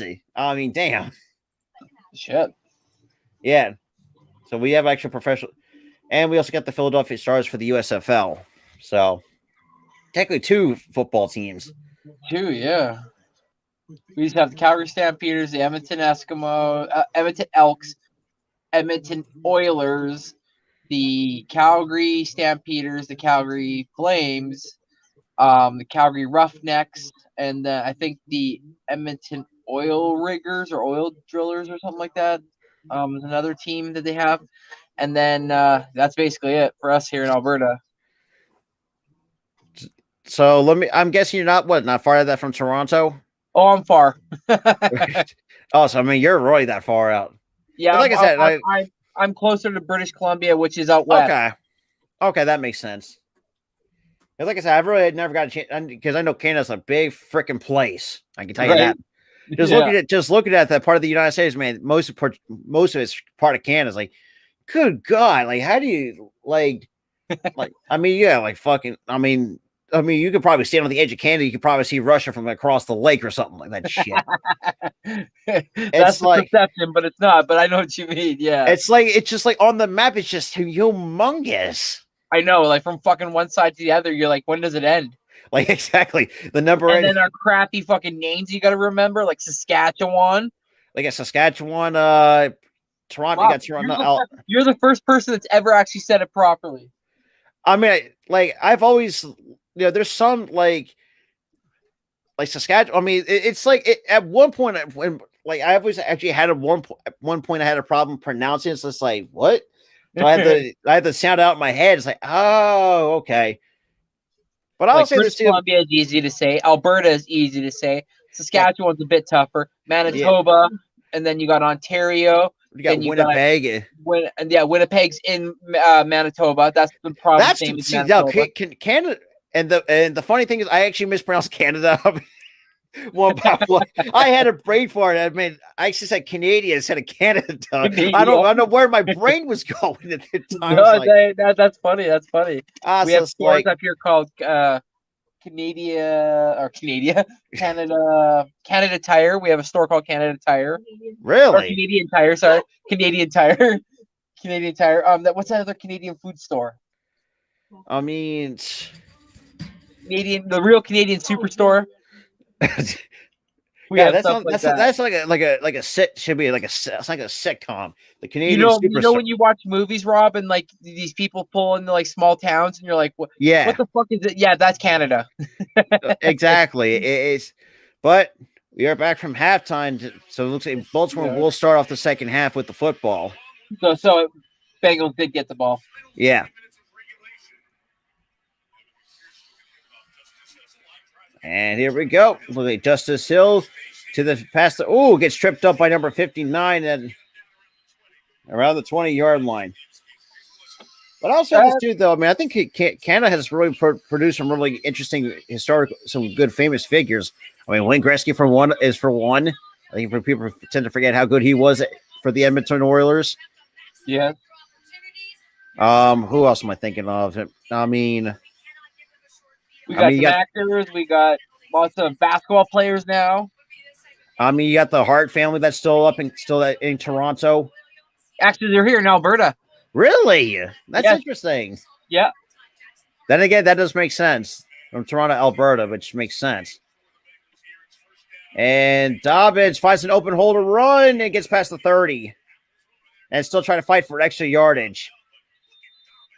Dude, J.K. Dobbins is fucking strong for a guy of his size as a running back. Yeah, man. If he could just stay healthy. Oh. Him and Gus Edwards that's a deadly combo. Yeah.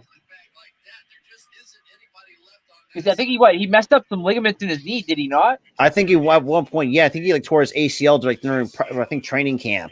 That's right. Last year or something, he was out. Yeah, out with the torn ACL. He's only 24 though, out of Ohio State. It's a second-round draft pick in 2020. Wow, second round.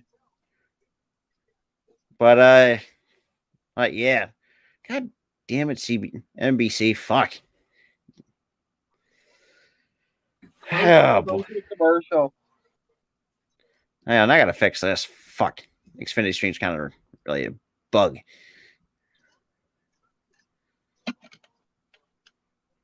I'm guessing in Alberta. Do you have some people that speak French? Not a lot. Not a lot. But I'm guessing that's more towards like Montreal. I'm guessing. Yeah, more Montreal and Ontario based. And Dobbins gets tripped up behind the line of scrimmage, and that's going to be by Hilton. There is a town here in Alberta called Beaumont, and they speak a little bit of French, but other than that, nobody else. That's kind of it's really strange. It's really weird. It's really strange because that's always the one thought. Because everybody thinks all of Canada speaks French, but no, we don't. We all speak English. Just out east is where it's predominantly spoke. Ooh, what a tackle. Wait till you see that, Rob. That had to hurt Huntley. Woo! Wilson. Man, it's surprising how fast these Cincinnati Bengals defenders truly are. Yeah, it's the way that Huntley's legs bent when he got tackled by Wilson when he grabbed him by the shoulder. He kind of bent weird. I'm wondering if he's okay. Something to watch. And the punt's off, and it's good. Calls for fair catch, so we're probably going to commercial again. Fuck's sake. Yep. Well, now it should be like Jalen Rager, who actually muffed the punt earlier during the game. Did you see that when he got licked? Oh, I laughed my ass off. I think all Eagles fans were probably laughing. I popped into Jeff's stream. I was like, hey, did you see that Rager? And he started to laugh. Look, Canada is like 10 provinces and 3 territories. Holy fuck. That's God damn. So apparently, when I looked at it, English is the first official spoken language in over 3 and 4 Canadians. Man, from 70, because it increased from 74.8 to almost 75%. Jesus Christ! Well, I'll tell you, out west, we don't speak French. There's Alicia. Do you come across a lot of? No, my wife barely comes across. So Canada's top 3 languages spoken in Canada: English among over 20,193,335 native speakers, which is 50%, almost 60% of the population. French at 7.452 mil, which is 21%, and then you have Chinese, that is Mandarin or Cantonese. What? Yeah, we're an open nation, right? Like everybody's welcome. We have quite a bit of Asian descent, either Filipino or Japanese. Okay. Or Korean. And also I heard Punjabi. I know from what I've heard, you got some got the Punjabi over there as well. Yeah. We have a lot of like Afghani, Punjabi, everything. Honestly, like we have a lot of European. We have people from like Ukraine, Sweden. Like there's. Because when I think of Sweden, because I'm thinking of like the sweet. Oh God, what the hell is this? From the Romania, Muppets. We're the country where it doesn't matter. This is home. Just come here and you're welcome. Yeah, Crazy Juice. We're gonna face them again in the divisional round. So we're gonna wait and see how that goes. How does it work in the States? Because like you guys are all all state, and then there's small towns inside. Yeah, we got. You'd be surprised. I mean, you got like these bigger cities, like like you got like say New York State. You got like New York City. You also got like Cooperstown. You got like some of these other states or cities that you never seen on the map. So like you'd be surprised that they're there. Right. It's just one of those. It's one of those things. And obviously, tradition is a little bit different down here in the States as well. At the same time. Exactly. But, yeah. Okay, Mike McDonald is the defensive coordinator for the Ravens. I saw that. So you got 12-10. That makes it now in the backfield. And Burrow takes the snap, hands off to Mixon will get about, looks like he's pushing for 6 yards, and that's what he's going to get. He's going to get about 5-6 yards on the carry from Joe Mixon. So they went out and they got Ted Capper, Alex Kappa, and they're all out. Yeah. Lyle Collins, he's just been injury prone. That's another one they went and got. Yep. And they drafted Volson. He's been kind of in and out. Look at that. They went and got 3 guys, and then they also drafted somebody, and then they still need more people. Like, how bad? Like, that's just sad if you really think about it. Honestly, it really is. Because, like, man, if they would have stayed healthy, who knows how good Joe Burrow could have been this year. Especially, and not be turning the next David Carr, not be that next team of punching bag. Oh. That was just. Let's not get started on Derek. Imagine where Derek Carr is going this offseason. I think he might.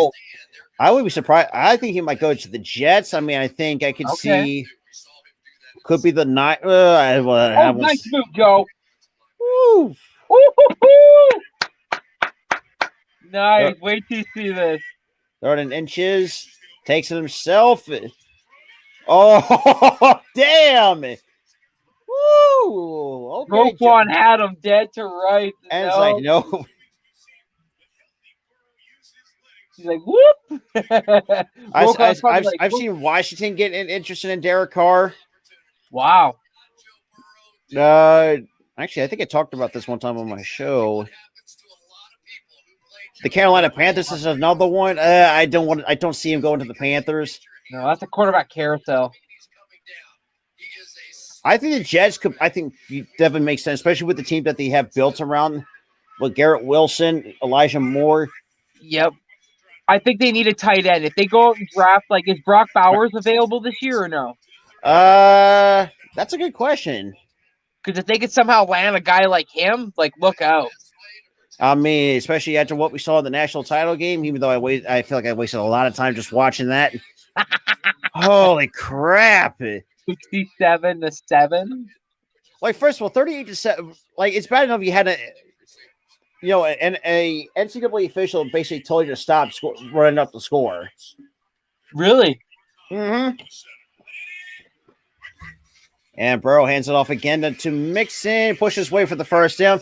But so far this season, he has 63 receptions, 942 yards, and 7 touchdowns, averaging almost 15 yards per reception, basically.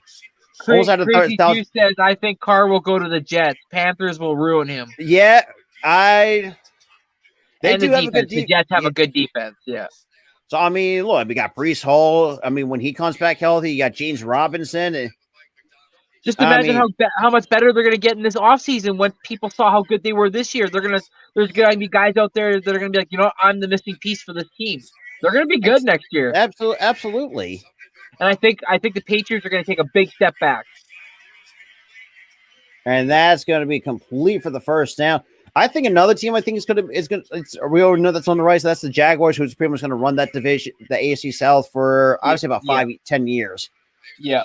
Because like I said, and I said this too, like if the Texans are not going to be taken seriously if they can't get the right pieces. I mean, I do like some of the pieces that they have, but just you got to get the coaching. And Marcus Peters throwing the lick. Woo! Damn. Yeah, forgot. Yeah, Sauce Gardner for me. I think it's a unanimous defensive rookie of the year. I don't care what anybody says of the kind of season that Sauce Gardner has had. It's going to be interesting what this defensive rookie of the year is going to be. Yeah. Oh man, Tyler Boyd. I know what. Oh, I think Boyd looked like he took exception to that hit. Yeah, he got right back up though. I like that. So you got 2nd and 5 after that. Takes the snap, hands it up to Mixon. It's going to get about a yard. Samaje. Or it's a Perrine. Yeah. Damn it! If I didn't drop him earlier in fantasy football, I was pissed. When he I dropped him. Ironically, the week after he had that huge game. I was like, I said, man, I'm kind of biting the bullet on that one.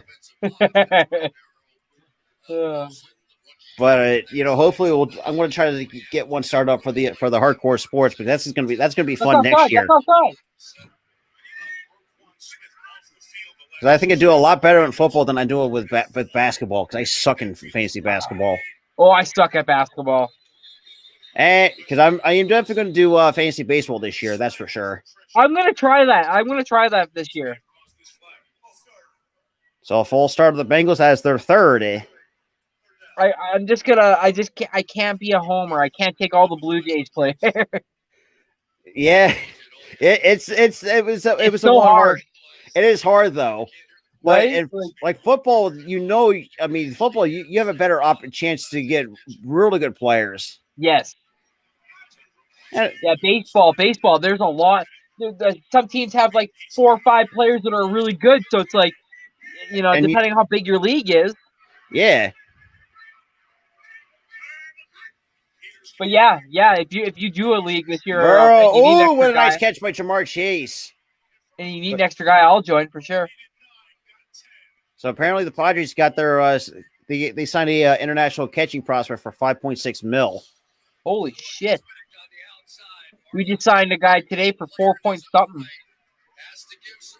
It just seems like some of these prospects are just getting the bag, and right. It's crazy too. Like not just these young kids. I mean, look at Framber Valdez from the Houston Astros, or what's I think Christian Javier. No one really gave like two flying fucks about, and look to see what happened when you take a chance on them.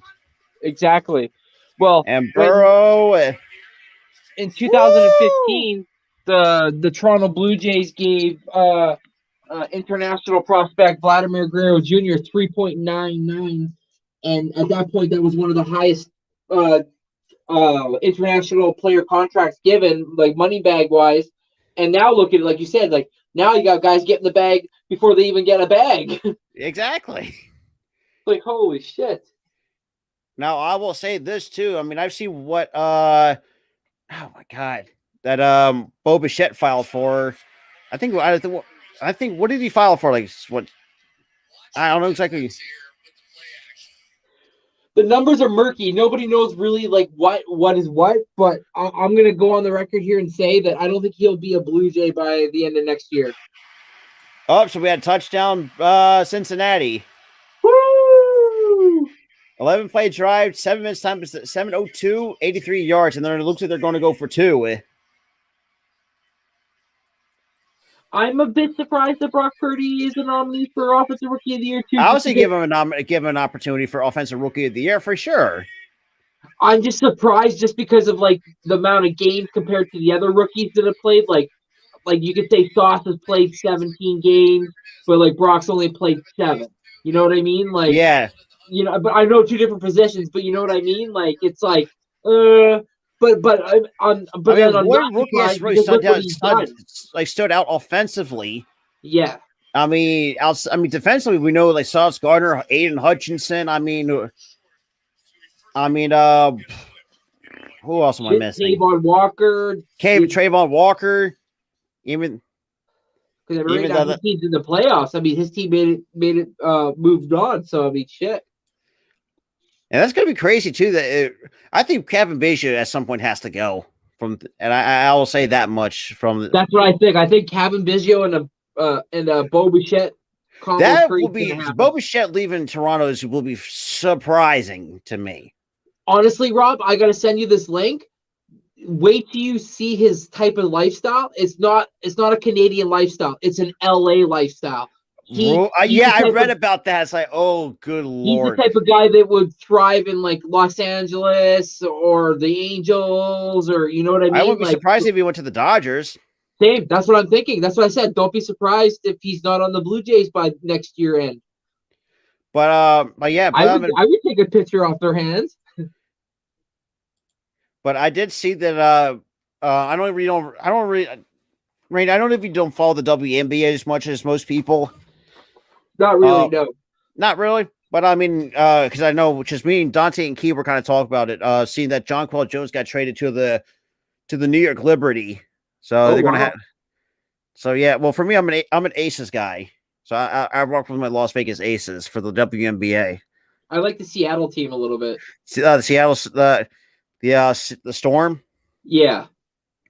And then I was saying that goody, we get to play Georgetown on Monday for Villanova and Georgetown, because Georgetown's the fact we're 8-10. What the fuck?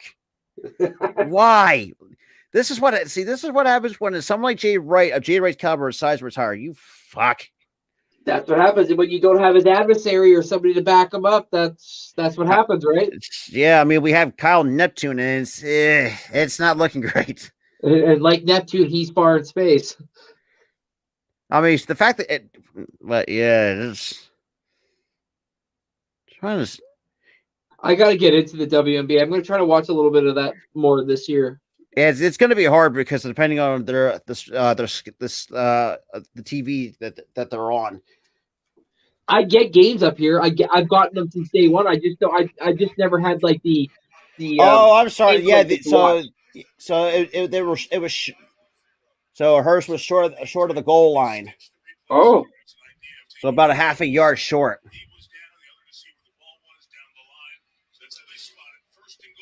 So first and goal. So they put 2 seconds back on the game clock. They're just going to hand it to Mixon and he's going to score, right? So, a QB sneak, and they got it. And we get a penalty marker on the play at the same time. Fuck. False start. Well, that's on Baltimore. It's all sides. Here we go. Touchdown, baby. The real Tiger King, Joe Burrow.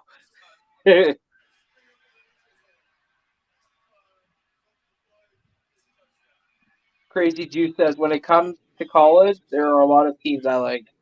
That is true. I mean, you'd be surprised. For me, I just stick with Villanova. That's just, because just for basketball. Yeah. Even though let's be real, the women's have a better record than the men's. Is kind of, I just started just looking at that. Can't wait. For college football, man, as I'm excited because I like just to see, who's out there. Who's going to be the next big thing coming out into the draft class. And Burrow to Higgins. That's incomplete. And we get a penalty marker on the play again. This might be on Baltimore. This could be on Marcus Peters. The Purdue men's basketball team, there's a kid named Edie on there. I like that kid. He's Canadian, but he's also like 7'3" or something. It's crazy too. Like, he had these kids. These kids are, dude. March Madness is where it's fucking at. That's where that's the money right there. Absolutely. We got to do a hardcore sports bracket. Wait, so now they're gonna redo that 2-point attempt after it looks on Marcus Peters. Mass pass interference on a 2-point conversion. Marcus Peters is either good for a big hit or a PI. It's like nothing in between. Right? And Burrow takes the snap. And that is good. T. Higgins with the 2-point conversion. So they basically rectified that missed field goal now. So now basically, there you go. It's a 7-point game now. Yes, sir. And like Crazy Juice says here, though my LA team is UCLA, I really like their basketball team. UCLA, it's going to be, you get UCLA, USC. There's a good teams out there, man. And they're doing a better job at like international scouting too. So like when it comes to bringing players in, they're bringing in guys that actually want to play now and that don't just want a nil deal. They want to play basketball. I mean, the guy I think I'm keeping on my own is Victor Wembanyama. Couldn't even, like, the kids are 18, like, are 7'4". Like, how much more do you have to grow? You already got 7'4" with almost an 8-foot wingspan. He can hit down the threes like Kevin Durant, for crying out loud. And block shots like DK Mutombo. Exactly. Like, it's unfair. It's not fair. And Scoot Henderson's another guy that's been getting on the radars with some. Like, I'm sorry, but could you fucking imagine if goddamn OKC ends up having him and Pokovetsky, and then when Chet Holmgren's healthy, SGA, they would call themselves the Triple Towers. Like, it'd be crazy. It's like you're not going to get by them. It's like, no.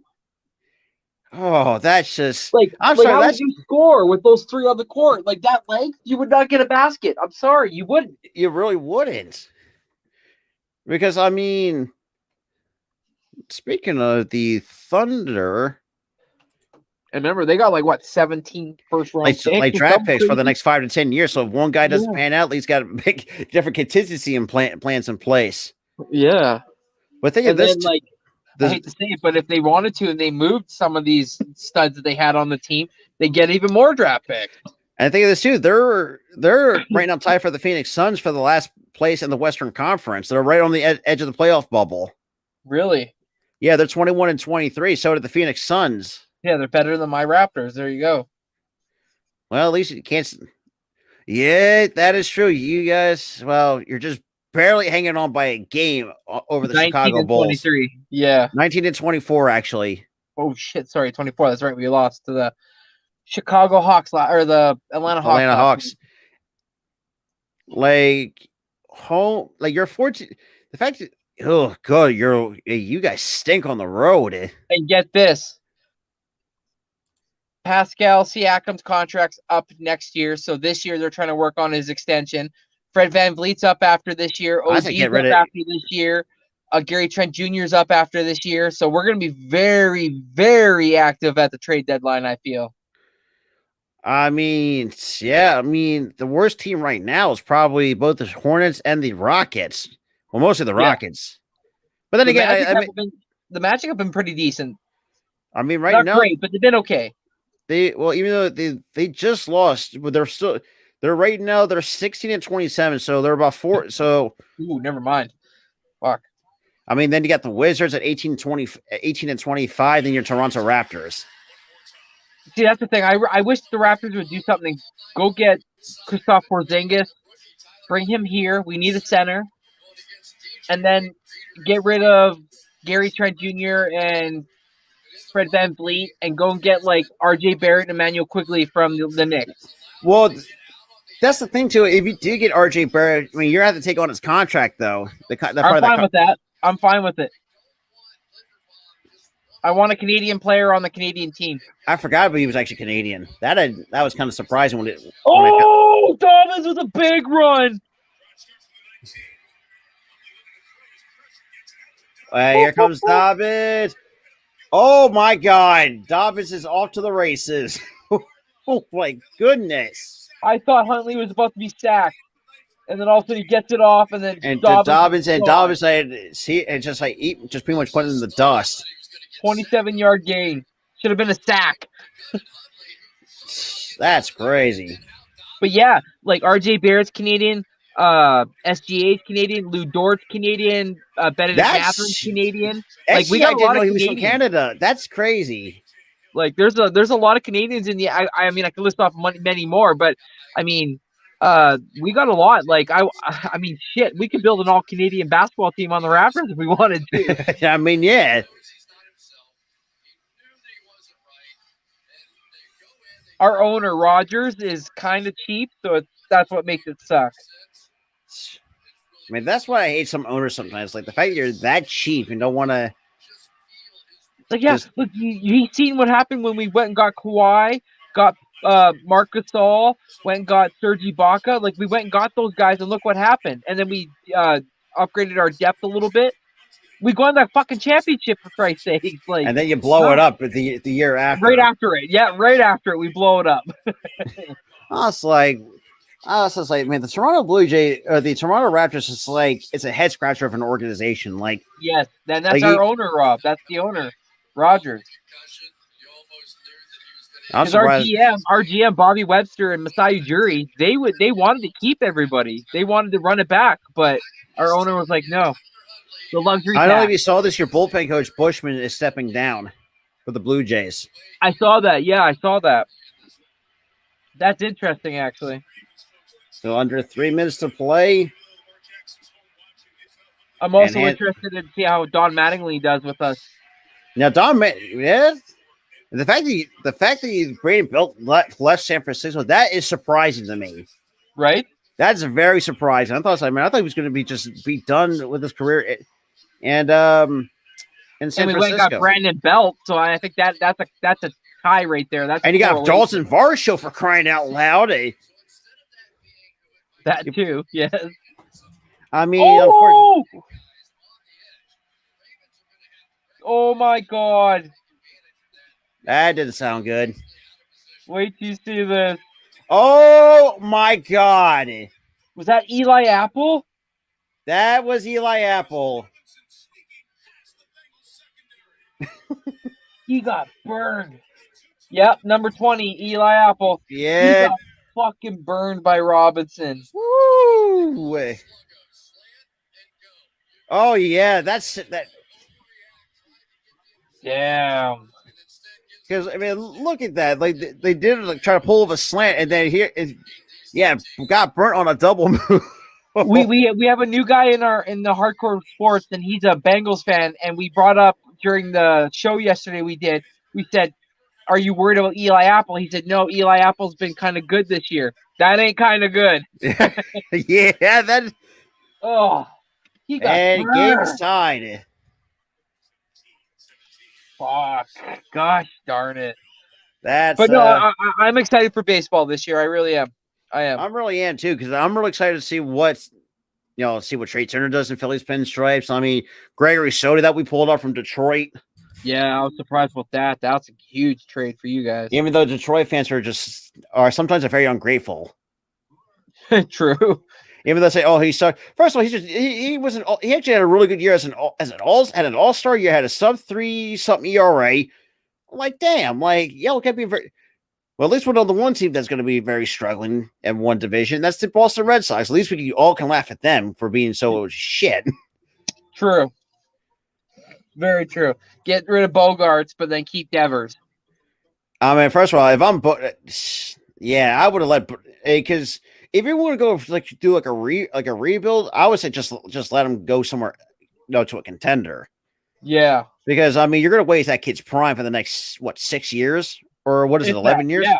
Yeah, 7. That's that's not great. No. And he's not. Who knows? He might not get happy. He might not be happy by year 3 and just say, you know what, I want out. Trade me. And be done. That is true. I mean, they still have Chris Sale, but I mean, who wants Chris Sale right now? And the dude, Mr. Injury Prone, the dude just can't stay healthy. Exactly. Good pitcher, but it's just its health has always been the biggest issue. Yes. Yeah. I mean, which it's it sucks because when he's out there, he's probably one of the best pitchers in the game. But like you said, you forget about him because his injury. And not to mention too, the Red Sox also did pick up Corey Kluber on a 1-year deal. It's just Cooper is not it sucks, man. But Kluber has not been what he once was during his time when he was with Cleveland. I'm sorry. When he was with the Guardians, he was just disgusting. And the fact they still have James Paxton, first of all, that dude needs to retire. Yes. Also, another fellow Canadian too. Yes, exactly. Who Nathan Evaldi, the Rangers is another. This is a team I'm very interested in the AL in that AL West of what they have done so far. We're getting bring in re-signing Martin Perez, bringing Andrew Heaney. Trade Odorizzi. Yikes, that's Odorizzi ain't great, but the fact that you have Corey Seager, Marcus Semien, Jacob DeGrom leading that and have DeGrom leading that rotation. Oh God, I'm not really looking forward to seeing that in 2023. Fuck that. God, it's. Obviously, so ESPN gave the Blue Jays a grade C for the trade for Dalton Varsho. Yes. And, I forgot Justin Turner's in Boston. That's right. Yeah, on a 1-year, $15 million deal. Woo! So you had to pay to bring somebody there. Holy shit! I should say that we paid Brandon Belt 9-point-something million. Yeah. I mean, you also got Kevin Kiermaier and George Springer part of the outfield, too. You had Kirk as the DH, and they had, what do you got? Danny Jansen is going to be your all-time starter? Probably, yeah. And then Dalton Varsho can play apparently catcher and outfield a little bit. So, yes, I mean, he has the benefit, the luxury to have that. And plus, they need another left. And yeah, a lefty, exactly. Yeah, definitely need a lefty bat after what the Mariners did to us, yeah. I just started cracking outside. Did I just? Oh, I was crying. So Conforto, they gave the Giants the Conforto signing a B, a 2-year, really? 2-year deal worth $36 million, and an opt out after the first season. He was tied to us a lot. Now, see him, I would not mind in the Blue Jays uniform. At least you had an extra lefty bat. Yeah, and that's what I thought we were getting. And then all of a sudden, there was rumors that Dalton Varsho was traded to the Blue Jays, and I was like, "Wait, what?" And man, looking like that Carlos Correa. Woo! Damn, it's like how do you go from the and see? Oh, Higgins with almost a grab, and he's looking for a flag. Yeah, Peters kind of had his hands on him, but that's just. But man, talk about that Carlos Correa deal not looking too great. Oh my God, his contract just kept going down and down and down. I mean, and you got Brandon. Now, Brandon Drury to the Angels is an interesting move by the Angels. But I'll give the Angels the benefit of the doubt. The fact that they want to try, so I'll give them that. I mean, they gave him a C+, 2 years, 17. I don't think Brandon Drury is worth $17 million a year for the next 2 years. I just don't see that. He just had like a flash in the pan year last year by hitting all those home runs before he got traded to San Diego. Yeah. Well, so he was on the Blue Jays and he did shit all for home runs. So no. Yeah, and the fact that it said, it's 17 for 2 years, a prescription for a league average veteran. You put up couple 2-war seasons. So yeah, that's so Matt Carpenter to the Padres on a 1-year deal. Ugh. So Red Sox Dodgers swap DHs as Martinez goes to the Dodgers. That was surprising to me. And Justin Turner goes to Boston. Yeah, but I will say I think the Dodgers got themselves a good DH though. I think he's been, even though JD has not been the same player as he used to be, but I think he really knows where his role is. I think he's been kind of consistent. Yeah, I agree. Brantley returns to the Astros on a 1-year, $12 million deal with $4 million in incentives. That's kind of no surprise. No surprise.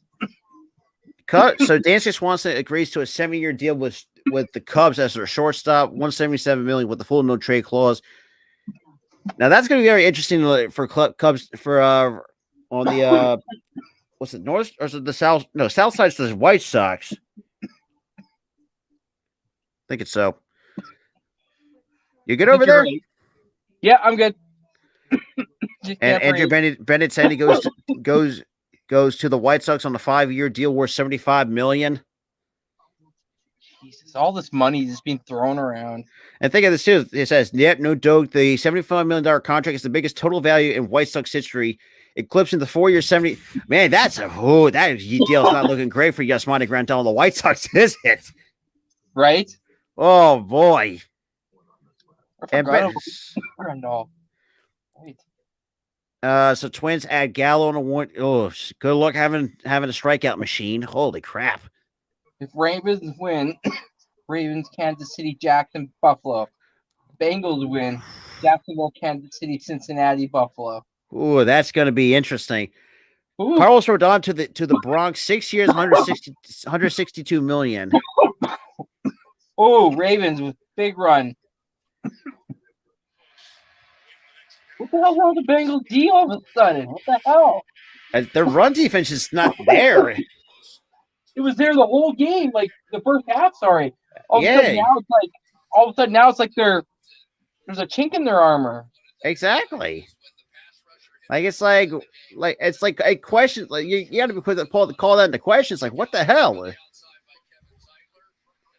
Yeah, like they're. I mean, especially after that 27-yard pickup by Dobbins from what should have been a sack. Yeah, exactly. And here, and another push through.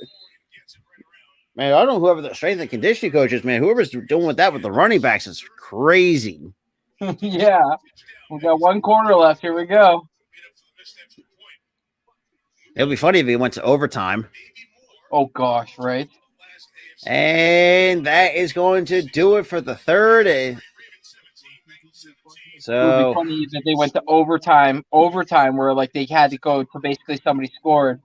Yeah.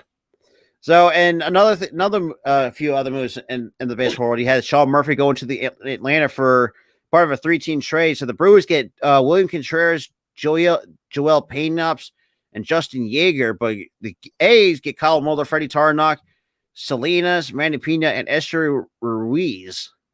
Good Lord. And not to mention, Sean Murphy did get a extension from the Braves. That's also true, yeah. Then you had Chris Bassett going to Toronto.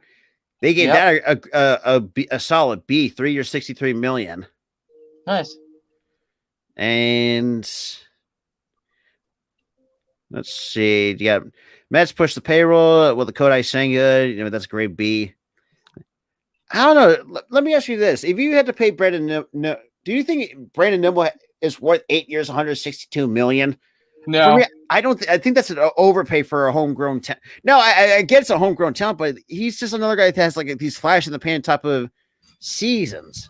Yes, I agree. He's not worth that 100 plus. I mean, the fact that he played 151 games last season. I mean, it's not bad. I mean, he had a slash on 274, 367, and a 433 with 16 homers and 102 runs scored. Even though his base stealing hasn't really been the greatest. What about his fielding, like his defense? I mean, he averaged almost a 4.6 WAR per 162 games, which is higher than Xander Bogaerts, who agreed to a $280 million for the Padres. And Bogaerts averages like 4.5 WAR per 162 in his career. Oh shit! Okay. But yeah, and then they say the negatives that Brandon Nimble has issues staying on the field. Where in 2019 he had a bulging disc in his neck, limited to just 69 games, and limited his finger and hamstring injuries limited him to 92 games in 2021. Wow. And somebody, they're pretty much compared it to what Jacoby Ellsbury had to go through when he led for the Red Sox to the Yankees on a 7-year, $153 million deal. Man, was that horrible. And that was a horrible deal. Oh, yeah. So Bogart. Now, the Bogaerts one's very interesting. It's like you already have 3 different shortstops. It's like, do you really, I don't know. Do you ever really want to use as a DH, or would you have Tatis as a DH, even though Tatis's defense still stinks? Exactly. And plus, his money, you're gonna want him out on the field to exactly. I mean, you pay him 11 years to 80. Fuck. I mean, think about it. You got Manny Machado, had a 7.5 WAR. Juan Soto, who agreed to an arbitration to avoid arbitration at 7.1. You got Tatis 6.6 WAR and Bogart 6.3 from this in 2019.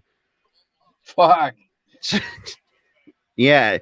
And then the fact that you also have Jake Cronenworth, that's going to be But then again, they just say that Bogaerts is going to be the shortstop. I mean, have Kim to second base, and you have Cronenworth at first.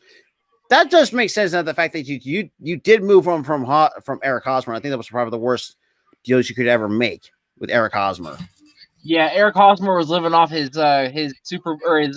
World Series ring. That's for sure. Yeah, it just hasn't really been the same as, and him and Moose have not been the same since then. No, Moustakas has never been the same. That's why I told people this too. Like, you see your favorite players go from one team to another. I will say this too. He will have these flash in the pan type of moments where he will be good. Oh, Andrews with a nice teardropper.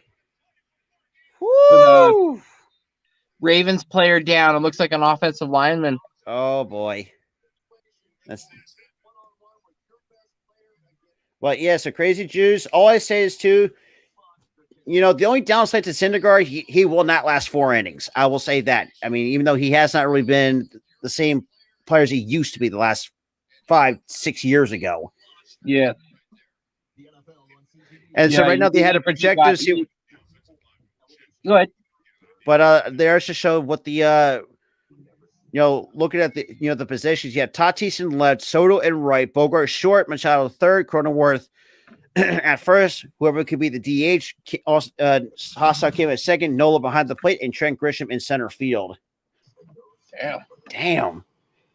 And then obviously Masataka Yoshida goes to the Boston Red Sox 5-year, $90 million. Damn. And Cardinals, they obviously get Wilson Contreras to replace Yachty on a 5-year, $87 million. Yes. That I don't know how that's going to work out. I mean, especially you have big shoes to fill.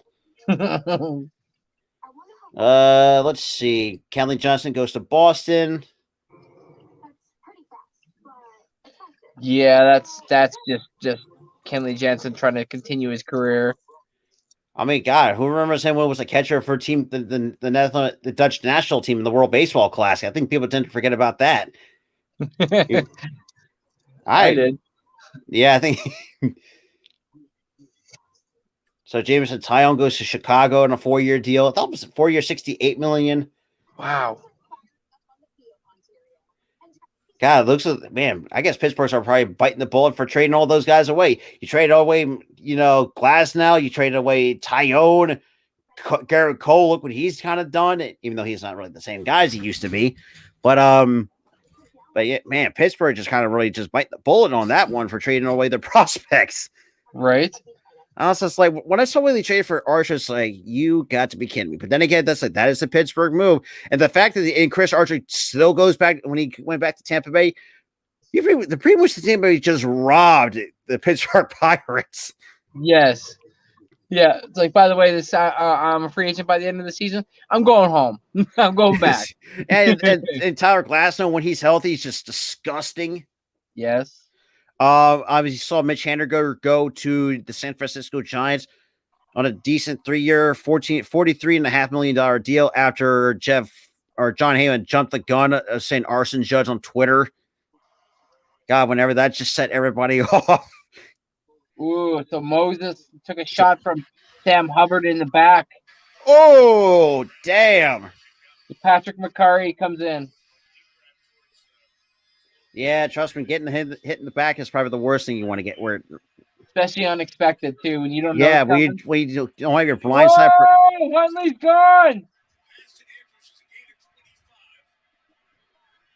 Oh, and Huntley takes it himself, bounces to the outside. Oh, my God. Out to the races goes! And just short of the goal line. Where the hell is his run defense at? Like, what the heck happened? Like, all of a sudden, it's just like they just... Oh, I see a bunch of guys took themselves up there. Yeah, you're right. Like, I mean, Bengals... I think the Bengals fans got a little bit to worry about, especially at this point. Especially at this point. Here we First, go. we have Greg Roman calling the offense, and you're still wet in the bed against this team. Like, I wouldn't have caught that. Oh, it's incomplete. It's incomplete. The first and goal. Play action, dumps it all. Ooh. Here we go. Incomplete to number 40. I mean, it would suck if we'll say hypothetically, if Tyler Huntley throws a pick. that would just set Baltimore fans off. And Ricard just could have been a good catch. I mean, Ricard just could have been a little bit there sooner. Absolutely, but they had it to Edwards. I think he got 2 yards, maybe a yard. And Edwards, so yeah, they're just gonna stop him about a yard shy of the goal line. Looks like Von Bell, and obviously a couple other guys like Bailey. 3rd and goal. If you just hold him to a field goal. Oh my God, a fumble! Oh, Sam shit. Hubbard recovered it. He's running to the end zone. Mark Andrews is covering him. Mac Andrews. Oh, my God. Sam Hubbard scores a touchdown. What just happened? What the hell? Well, that works. And you said, as long as Huntley doesn't throw an interception. I didn't say about a football, but I mean, here. I mean, what was he doing? I don't know. Because I mean, if it breaks the plane, then it's a touchdown. But no, it didn't. No, they stopped him.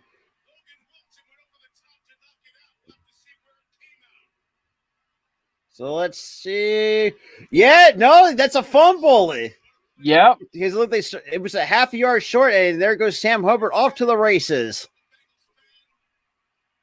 And that was an interference on the block, was it? No. I don't think so. No, they're kicking a field goal or the extra point. Wow. Wow, man. Wow. What a turn of events. The Bengals were about to go down 24-17, and whoop. And here comes Sam Hubbard, just take it all the way back to the house. Yes, for sir. 6. I think that was that the safety Bates that was smacking the ball? I think that would have been Bates who kind of knocked it out. I mean, I don't understand what Huntley was being upset about. It's like, you didn't cross the plane. Yeah. Wow. So, first huge mistake, and it goes the Bengals' way. Yeah. It just, man.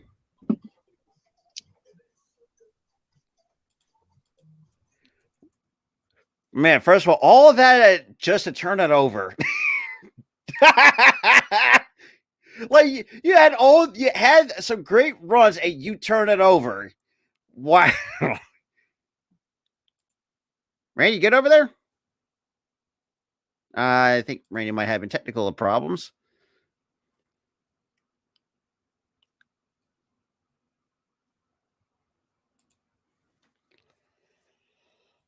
Oh man.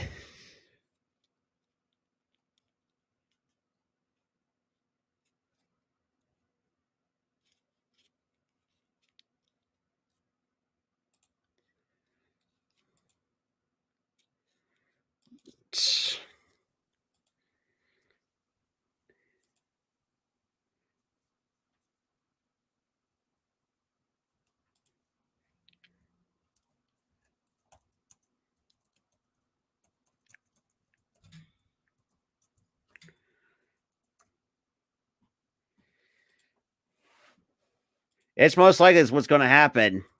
Who knows? But holy crap.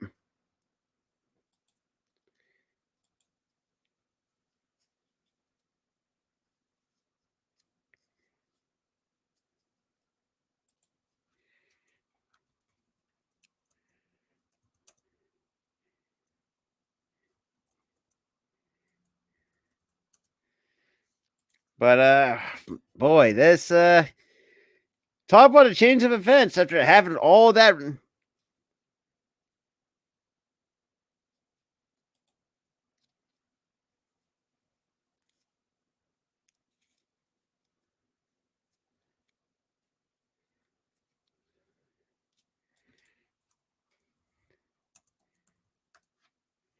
But man, talk like Randy, like us, like me and Randy said. Hopefully, he'll be back. So Sam Hubbard, longest fumble return for 98 yards.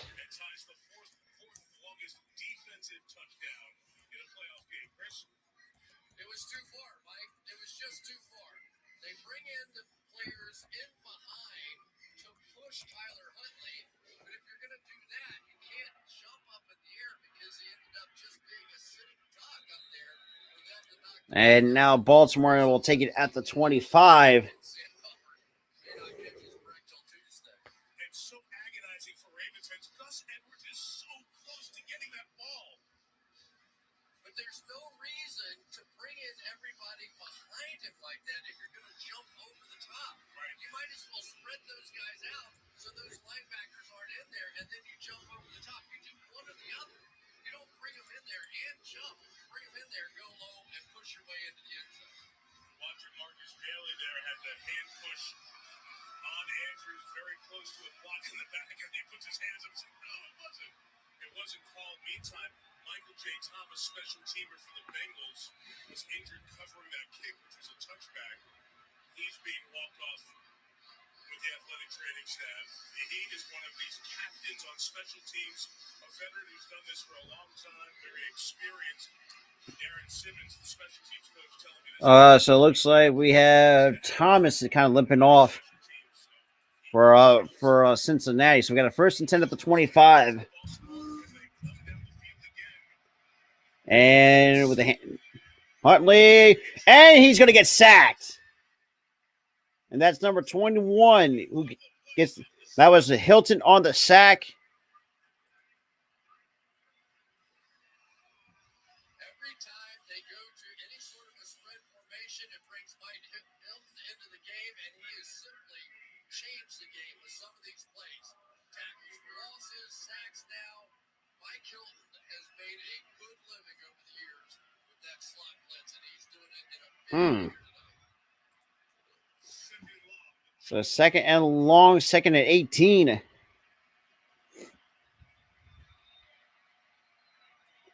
And hands it up to, looks like Edwards. Looks like that's Dobbins. So we get at least good to the 26. Goes J.K. Dobbins. So that brings up a 3rd down for the Ravens. Have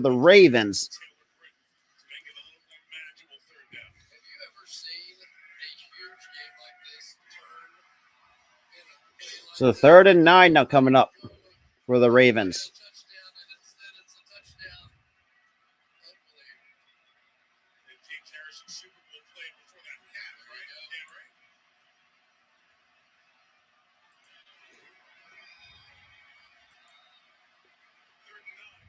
So 3rd and 9. Huntley takes the snap. Will drop back to pass, and he's going to get hit.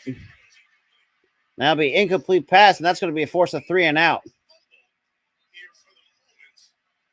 Now everybody's going to get together. Joseph Osai and the pressure. Clay Marcus' crew going to get together here. That stops the clock at 10:05 remaining here. So the clock is still running. Rolling on the field as the offense recovered the fumble for a first down. Ooh. Did he have the hand going forward? Was it empty at all? It looks more like an incomplete pass.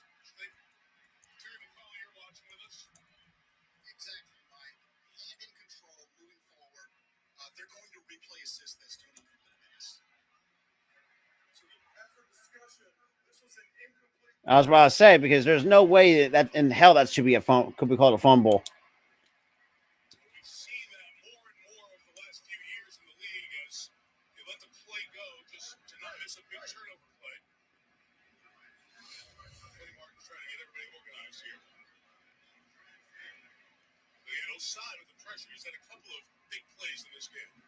Yeah, and they're starting to get some of that pressure, Mike, with the looping inside. They're ended up going right up the center gut to come after Tyler Huntley, and because of that, he has been impacted on some of these throws. They reset the game clock to 10 minutes, 8 seconds. 10 minutes. As it shifted with that play, Baltimore's first 3 out of the night. Brings out Jordan Stout. And we'll get the punt off here.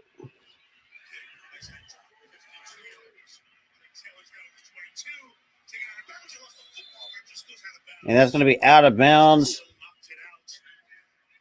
Yeah, stops the clock at 9 minutes, 58 seconds.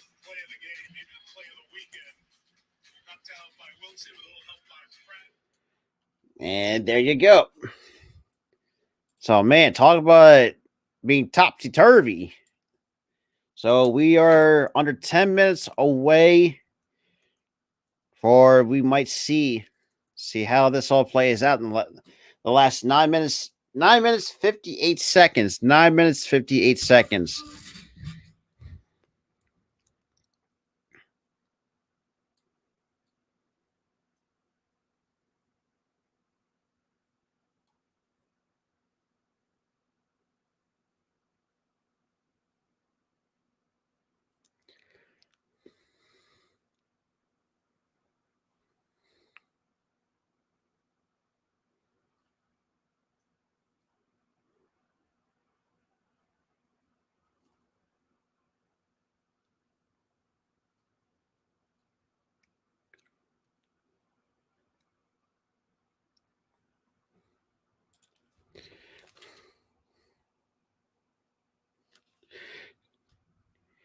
Yeah, they could have. That's for sure, Arco. But if it weren't, like I said, if it weren't for that fumble recovery by Sam Hubbard for 98 yards, which is the longest in postseason history. So, yeah. So, it's going to be great. So, it's great. So, just seeing how salty some of these Raven fans can be at times. But, like I said,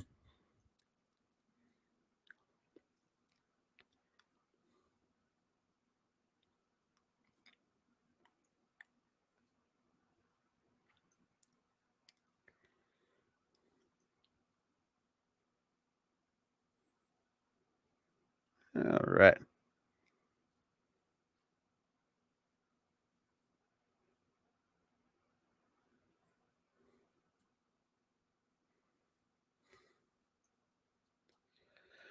Oh, boy.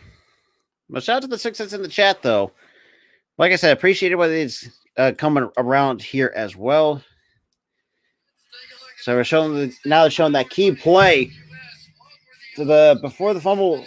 You know, the Bengals had a 45.8% chance of win probability before that fumble, but so at the touchdown it has bumped up to 87.6% for the Cincinnati Bengals. So we'll see come Monday. We'll see come Monday. Because either if you win, you have to play the 49ers, and that's not going to be good. And Burrow will hand it all to Mixon. He's going to get about a couple yards. I don't see. I think no. Yeah, I agree. So we got second down coming up for the Bengals, who are up by one score.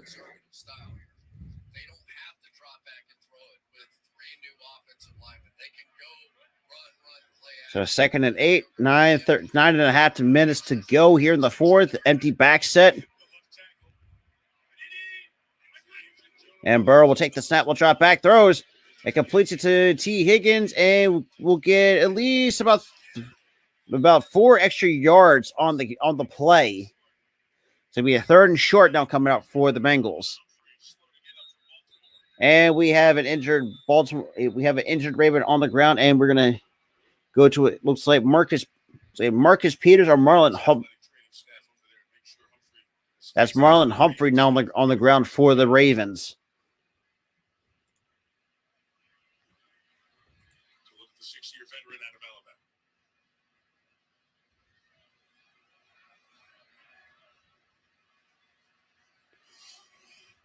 About Jamar Chase and how big and strong he is, but T. Higgins, 6'4", 219 pounds, and you just cannot assume that he is going to the ground. Big time play there by Higgins. Third down and short. Higgins is 23, Jamar Chase is 22. Young nucleus, it's going to be a financial salary cap challenge to keep them all because they're all really good. But wow, what years they're giving them. So now we got 9 minutes.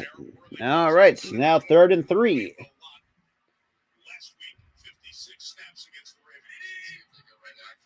And Burrow will take the snap. Pump fakes, checks it down. That's going to be incomplete. And it's got to force, and Baltimore has forced a 3-and-out against the Bengals with 8:55 remaining here in the fourth.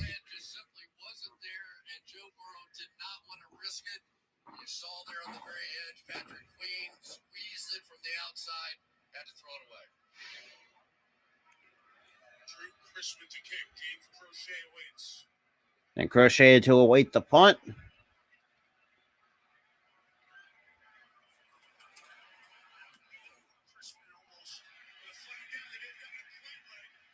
And we get a penalty marker on the play that stops the clock at 8:45.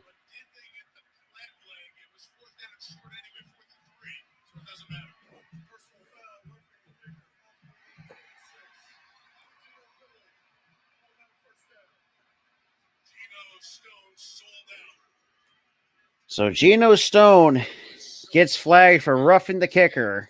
That's their third penalty of the night.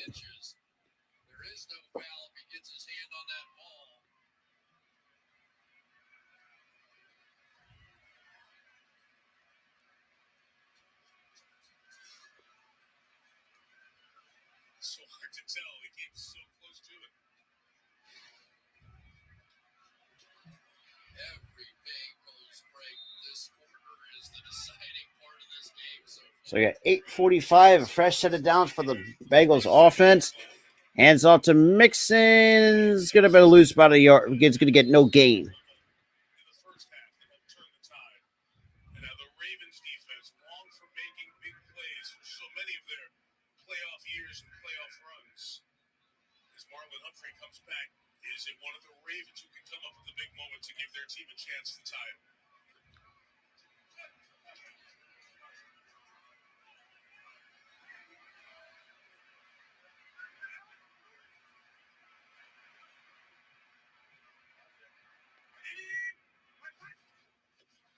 Second and 10, Burrow. And that's going to be incomplete to Joe Mixon. That stops the clock at 8:04. Jackson Carman over there playing the left tackle position. So what are they going to do? They're going to help and then release out here. They've been doing it on the other side with Akeem Adeniji, but now their focus is on their third new offensive lineman coming in and trying to help on Jackson Carman. Like you said, that was forgotten. The right side of the offensive line was the big story coming in here today. Well, they're the strong part of the offensive line. Amazing how it changes. Joe Hancock's the tight end in.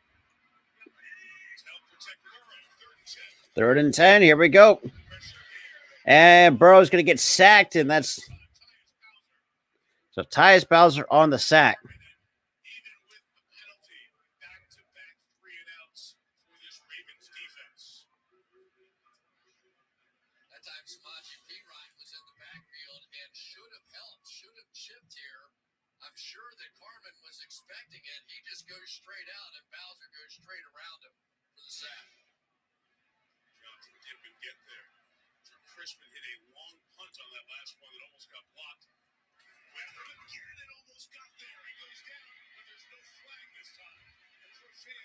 So Crochet will get the punt. Return is going to be short at the 20-yard line with that punt. Didn't get it. Ravens have the ball inside the 20. Back in Cincinnati in 30 seconds.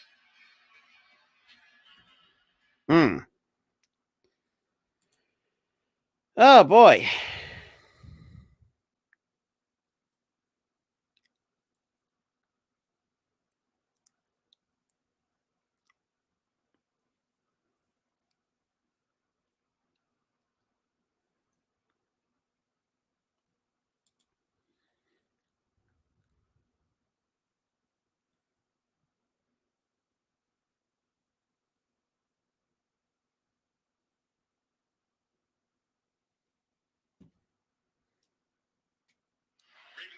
All right, so the Raiders will take over, it looks like, at the 19-yard line.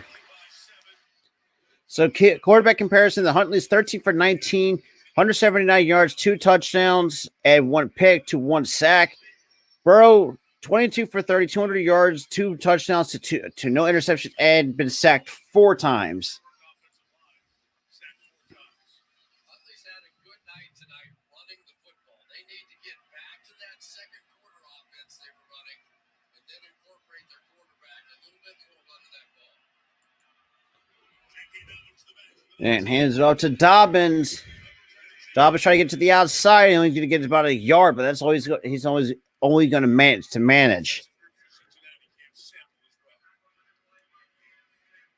it has been effective on the outside because they understood that they were going to try and run to that edge. And by putting 96 Cam Sample out there, they have a bigger, stronger force on the outside. Lou Anarumo, a really good adjustment in game here to try and slow down those edge runs. That's what he does all the time. His adjustments are so good. Part of the playoff run last year. The 18, Huntley.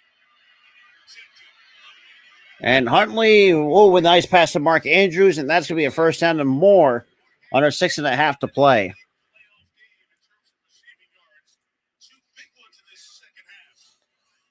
Here's the problem, though, that when you bring that bigger guy in, he also has to play in coverage. So Cam Sample now dropping back into coverage, and there are some big holes in behind. So, yes, positive on the run, probably more of a negative here in the passing game.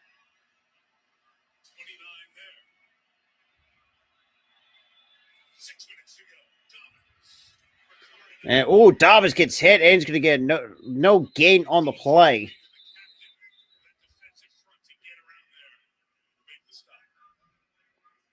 They keep trying to attack that same side, but Cam Sample is just locking it down inside there. I mean, he is just a hammer here on the edge, and then it's allowing these guys inside to flow down the line of scrimmage, but to a much tighter edge than what they had before. Division games, the third time is so great. This chess match is awesome. It's really great. It's fun.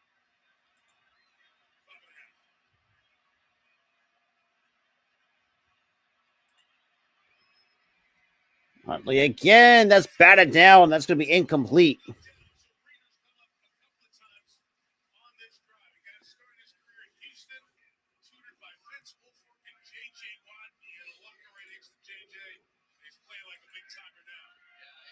And Reader gets his hand up there to knock down that pass.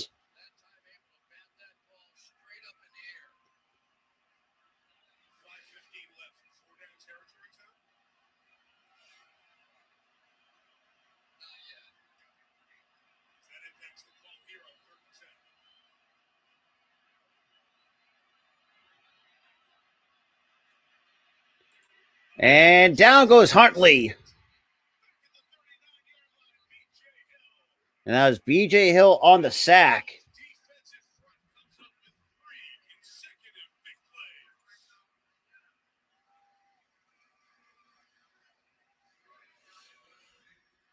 off the nose tackle here, B.J. Hill, he and Hendrickson inside, getting the squeeze, getting the push, and you can tell because they looped around, I think that was Hendrickson there. And we get the punt off by Baltimore.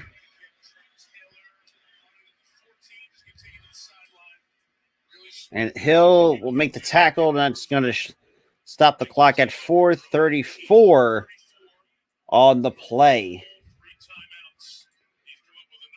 So right now, both teams with all 3 timeouts remaining. The timing has to be considered here.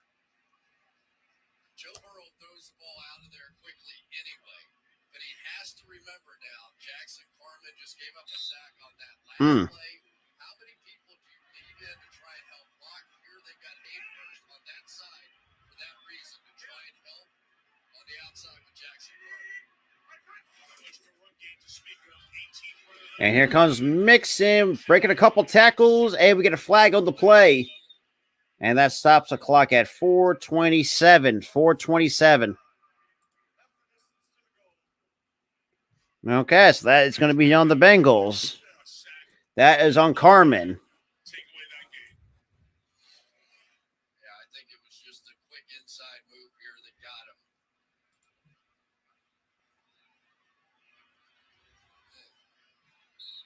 backed up inside the 10-yard line. But I don't know that matters if you have Joe Burrow at quarterback. I think you have to just play this aggressively, play it well.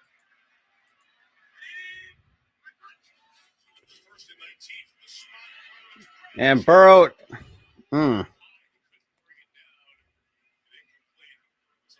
Secondary got really big from Baltimore there. You have to give credit to the inside linebacker. I couldn't see which one it was there. I think was it Owe who dropped back right underneath there.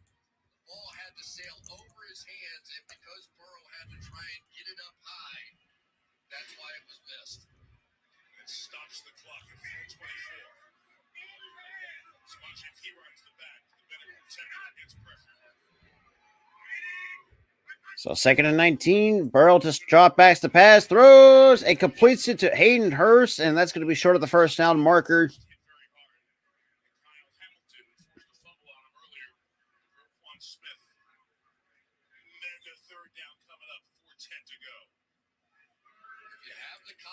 The one spot there has been some space has been almost right over the ball, whether it's a crossing route with Boyd or Higgins or Jamar Chase, but you have to hold up in protection. Those plays take just a little longer.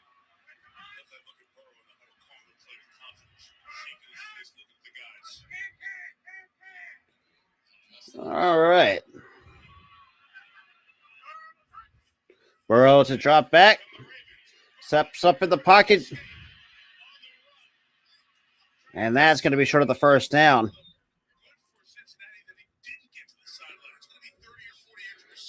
It wasn't too bad, but like I said, I'm not going to be much longer because I got some other stuff to take care of.